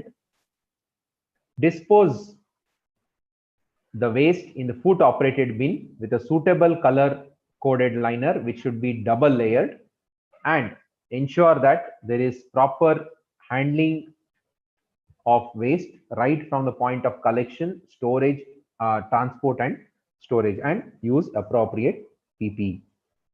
Yeah, hand hygiene ಬಗ್ಗೆ ಸಾಕಷ್ಟು points have been told that we need to appropriately sanitize our hands whenever we are in contact or whenever we are taking care of the COVID-19 patients, and follow all the routine disinfection and cleaning protocols.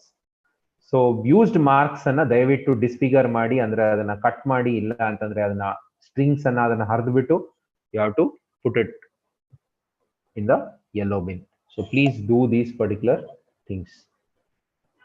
Yes, finally we need to see to it that of biomedical waste management needs to be appropriately done, keeping in mind that it is an occupational safety issue, it's an environmental safety issue, and it's a patient safety issue. Finally, it is our attitudes what matter. If we are having the right attitude, then that turns to right practice. So with that, I would like to conclude. So please ensure that you are using double liners, you are using foot operated bins, and please label the COVID-19 waste as COVID-19 waste on the bins, on the liners or the bags, and then also in the place where it is stored. So please do this, and that's it about COVID-19 waste. Yeah, these are the videos which are available. Presentation will be sent to you, so you can click on this particular page and access the videos. And also COVID-19 ತ್ಯಾಜ್ಯ ನಿರ್ವಹಣೆ ಬಗ್ಗೆ there is also a video which is being done by Central Pollution Control Board. ಅದನ್ನು ಕೂಡ ನೀವು ನೋಡಬಹುದು. And you can use this presentation as well as videos for the training at your institutions. Yes, these are my references. Yeah, the session is open for discussion.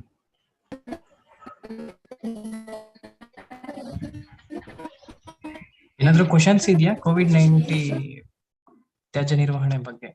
ಏನಾದ್ರೂ questions ಇದ್ರೆ ಕೇಳ್ಬೋದು.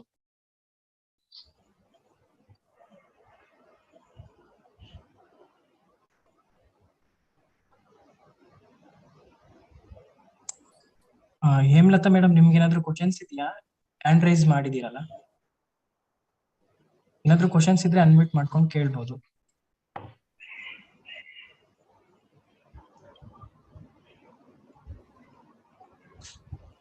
Sir, ಏನು questions ಇಲ್ಲ ಅಂತ ಭಾವಿಸ್ತೀನಿ sir.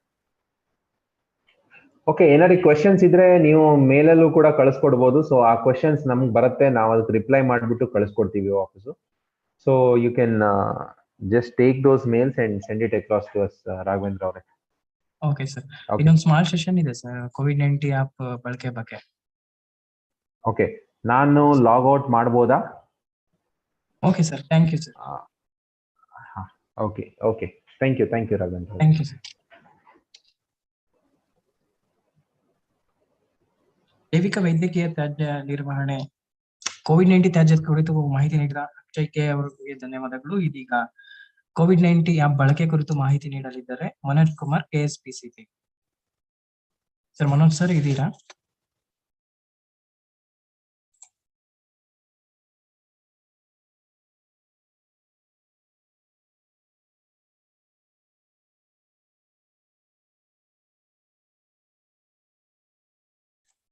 Manoj sir?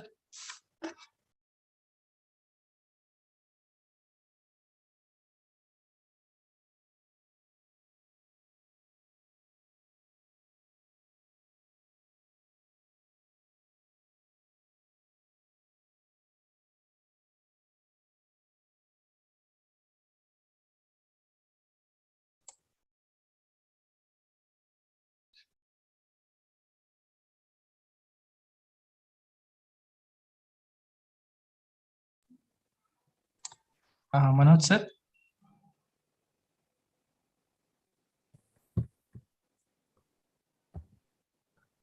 Cutting ಮಾಡಿಸ್ಕೊಂಬರ್ಲಾ?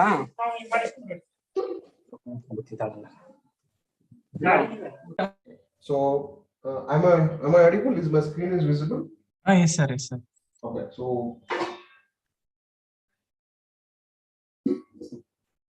so good afternoon. So this session is about to make everyone to start using the application.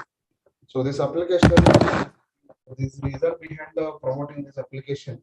So this application is purely designed for onboarding information of COVID related waste.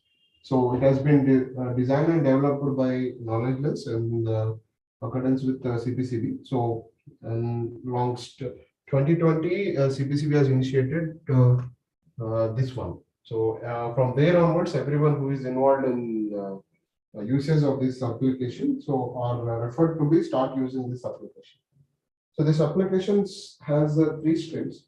The first one is the registration. This is only purely pertains for hospital, and this again hospitals in the sense all the COVID related hospitals who are all involved in this application has to be registered using mobile app, which is available in both Play Store and App Store. Rest of the stakeholders like transporters, all those people, they are not entertained to use this application. They only use the username password given by the corresponding CPWD. So let's jump onto the thing. So when hospital registers, you'll be having one screen which will says what are all the components that are available. Let's say you have hospitals which is being registered in Bangalore, and you have one CPWD of whom you are sending the waste regularly. So you have to specify all those things in that form. So once this is done, then you will have a page where you can enter your waste. So sorry, before that, you will be, once your registration is successfully established with the server, you'll be getting one username password. Using that username password, you are entertained to log into the system. Once this is done, then the choice of entering the data is coming. So once you log in properly, you will have a page where you can really enter the waste. So this waste is corresponding to the waste which you are collecting on a daily basis. So once the data is successfully submitted, it will go to the server. Again, the transporter who is associated with your corresponding CPWD will come and make the things happen for taking the waste. So this is the waste entering. Then the waste is successfully entered. Then transporter will come and pick up the waste. So here the key change involved in the transporter is nothing as much. So only you can see the only hospitals which are registered against to him. Those hospitals he can directly get the URL. Just he has up the waste and he click on and he will submit the waste. The next step involved with the CPWD. Here the CPWD has to select the corresponding vehicle on the day which is on the trip, because how in the background we all design and system in such a way that all the registered CPWD of vehicles are automatically mapped with reference to the ID which is they have been using in the CPCB's login. So he will get all the vehicles which are all there on the field. So only thing he has to select those things and submit those things properly. So this is the registration, waste assumptions by the CPWD. So from the ground level perspective, we got the data and it has been reached to the server successfully, and everyone following the procedure protocols as per the defined policies, everything will looks fine when it is the data is going to the server. So then what next? So the next step involves is the data verification. This is purely an exercise everyone has to follow, especially the people who are part of verification. Those entities are like CPWDF and State Pollution Control. So everyone has to track the waste on daily basis and submit the waste on daily basis. So if that is done properly, everyone CPWDF will not provide any compensation. So right now I cannot see data which is coming selflessly to the central server from Karnataka state perspective. As soon as you got the user ID passwords from the CPCB, you have to log into the system. The dashboard will be very common to both the logins, state as well as the CPWDF. The key change in this page is the data which is visualizing on the dashboard will be only the data of corresponding user.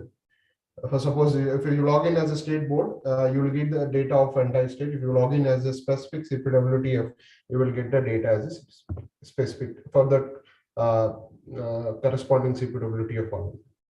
In the system, we have a certain real-time pages where you can visualize the data, right from searching from a hospital, from a vehicle perspective, from a CPWTF perspective, and more of that, you will have a data from local bodies as well, and you have a capital treatment. Likewise, for all the variant of the data, you can easily monitor it.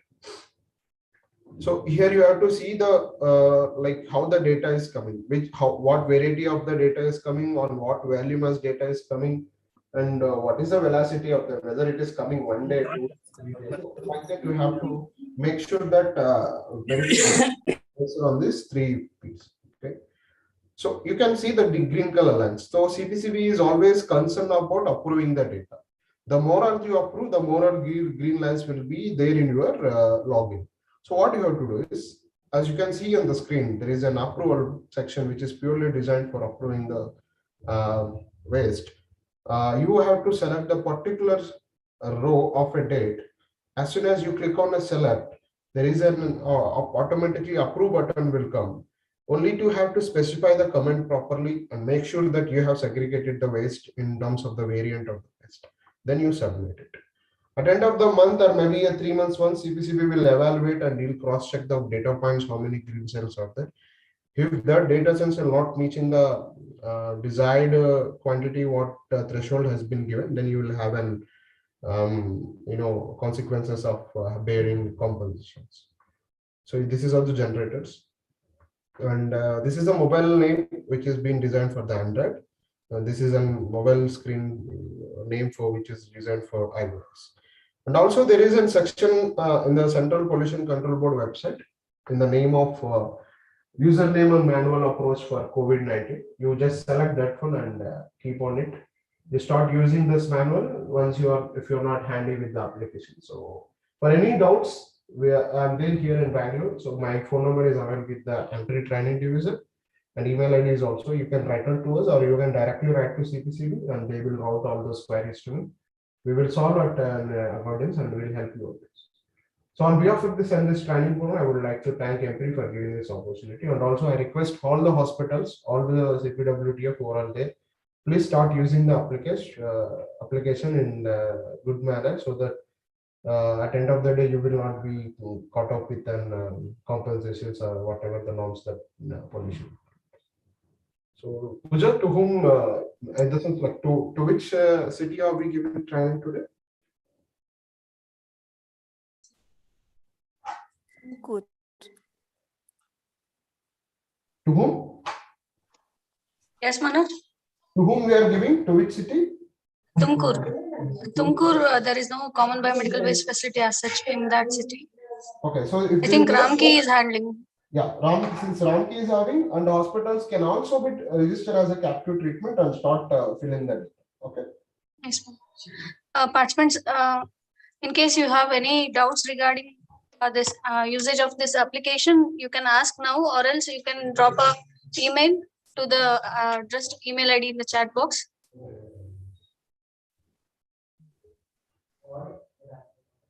Thank you, Manoj sir.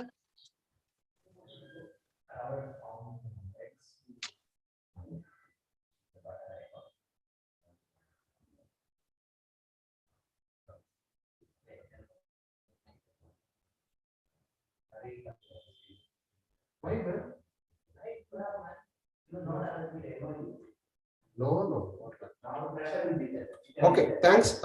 Thanks. Thank you, sir. Okay, thank you very much. Okay.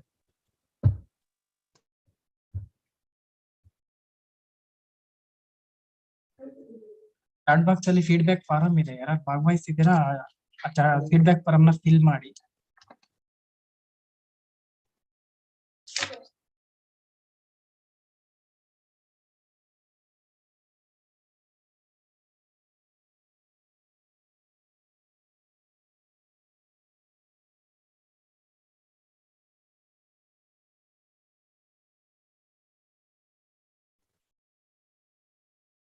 ನಮ್ಮ ವಿಚಾರಗಳನ್ನು ಹಂಚಿಕೊಂಡಂತ ಎಲ್ಲ ಸಂಪನ್ಮೂಲ ವ್ಯಕ್ತಿಗಳಿಗೆ ಮತ್ತು ತುಮಕೂರು ಜಿಲ್ಲೆಯಿಂದ ಭಾಗವಹಿಸಿದ ಎಲ್ಲ ವೈದ್ಯಾಧಿಕಾರಿಗಳಿಗೆ, paramedical ಸ್ಟಾಫ್ಗೆ ಎಲ್ಲರಿಗೂ ಸಹ ಧನ್ಯವಾದಗಳು ಮತ್ತು ಸಹಕಾರ ನೀಡಿದ DHQM, DHO, KSPCB Tumakuru, deputy director veterinary, ತಮ್ಮೆಲ್ಲರಿಗೂ ಕೂಡ ಧನ್ಯವಾದಗಳು. Thank you.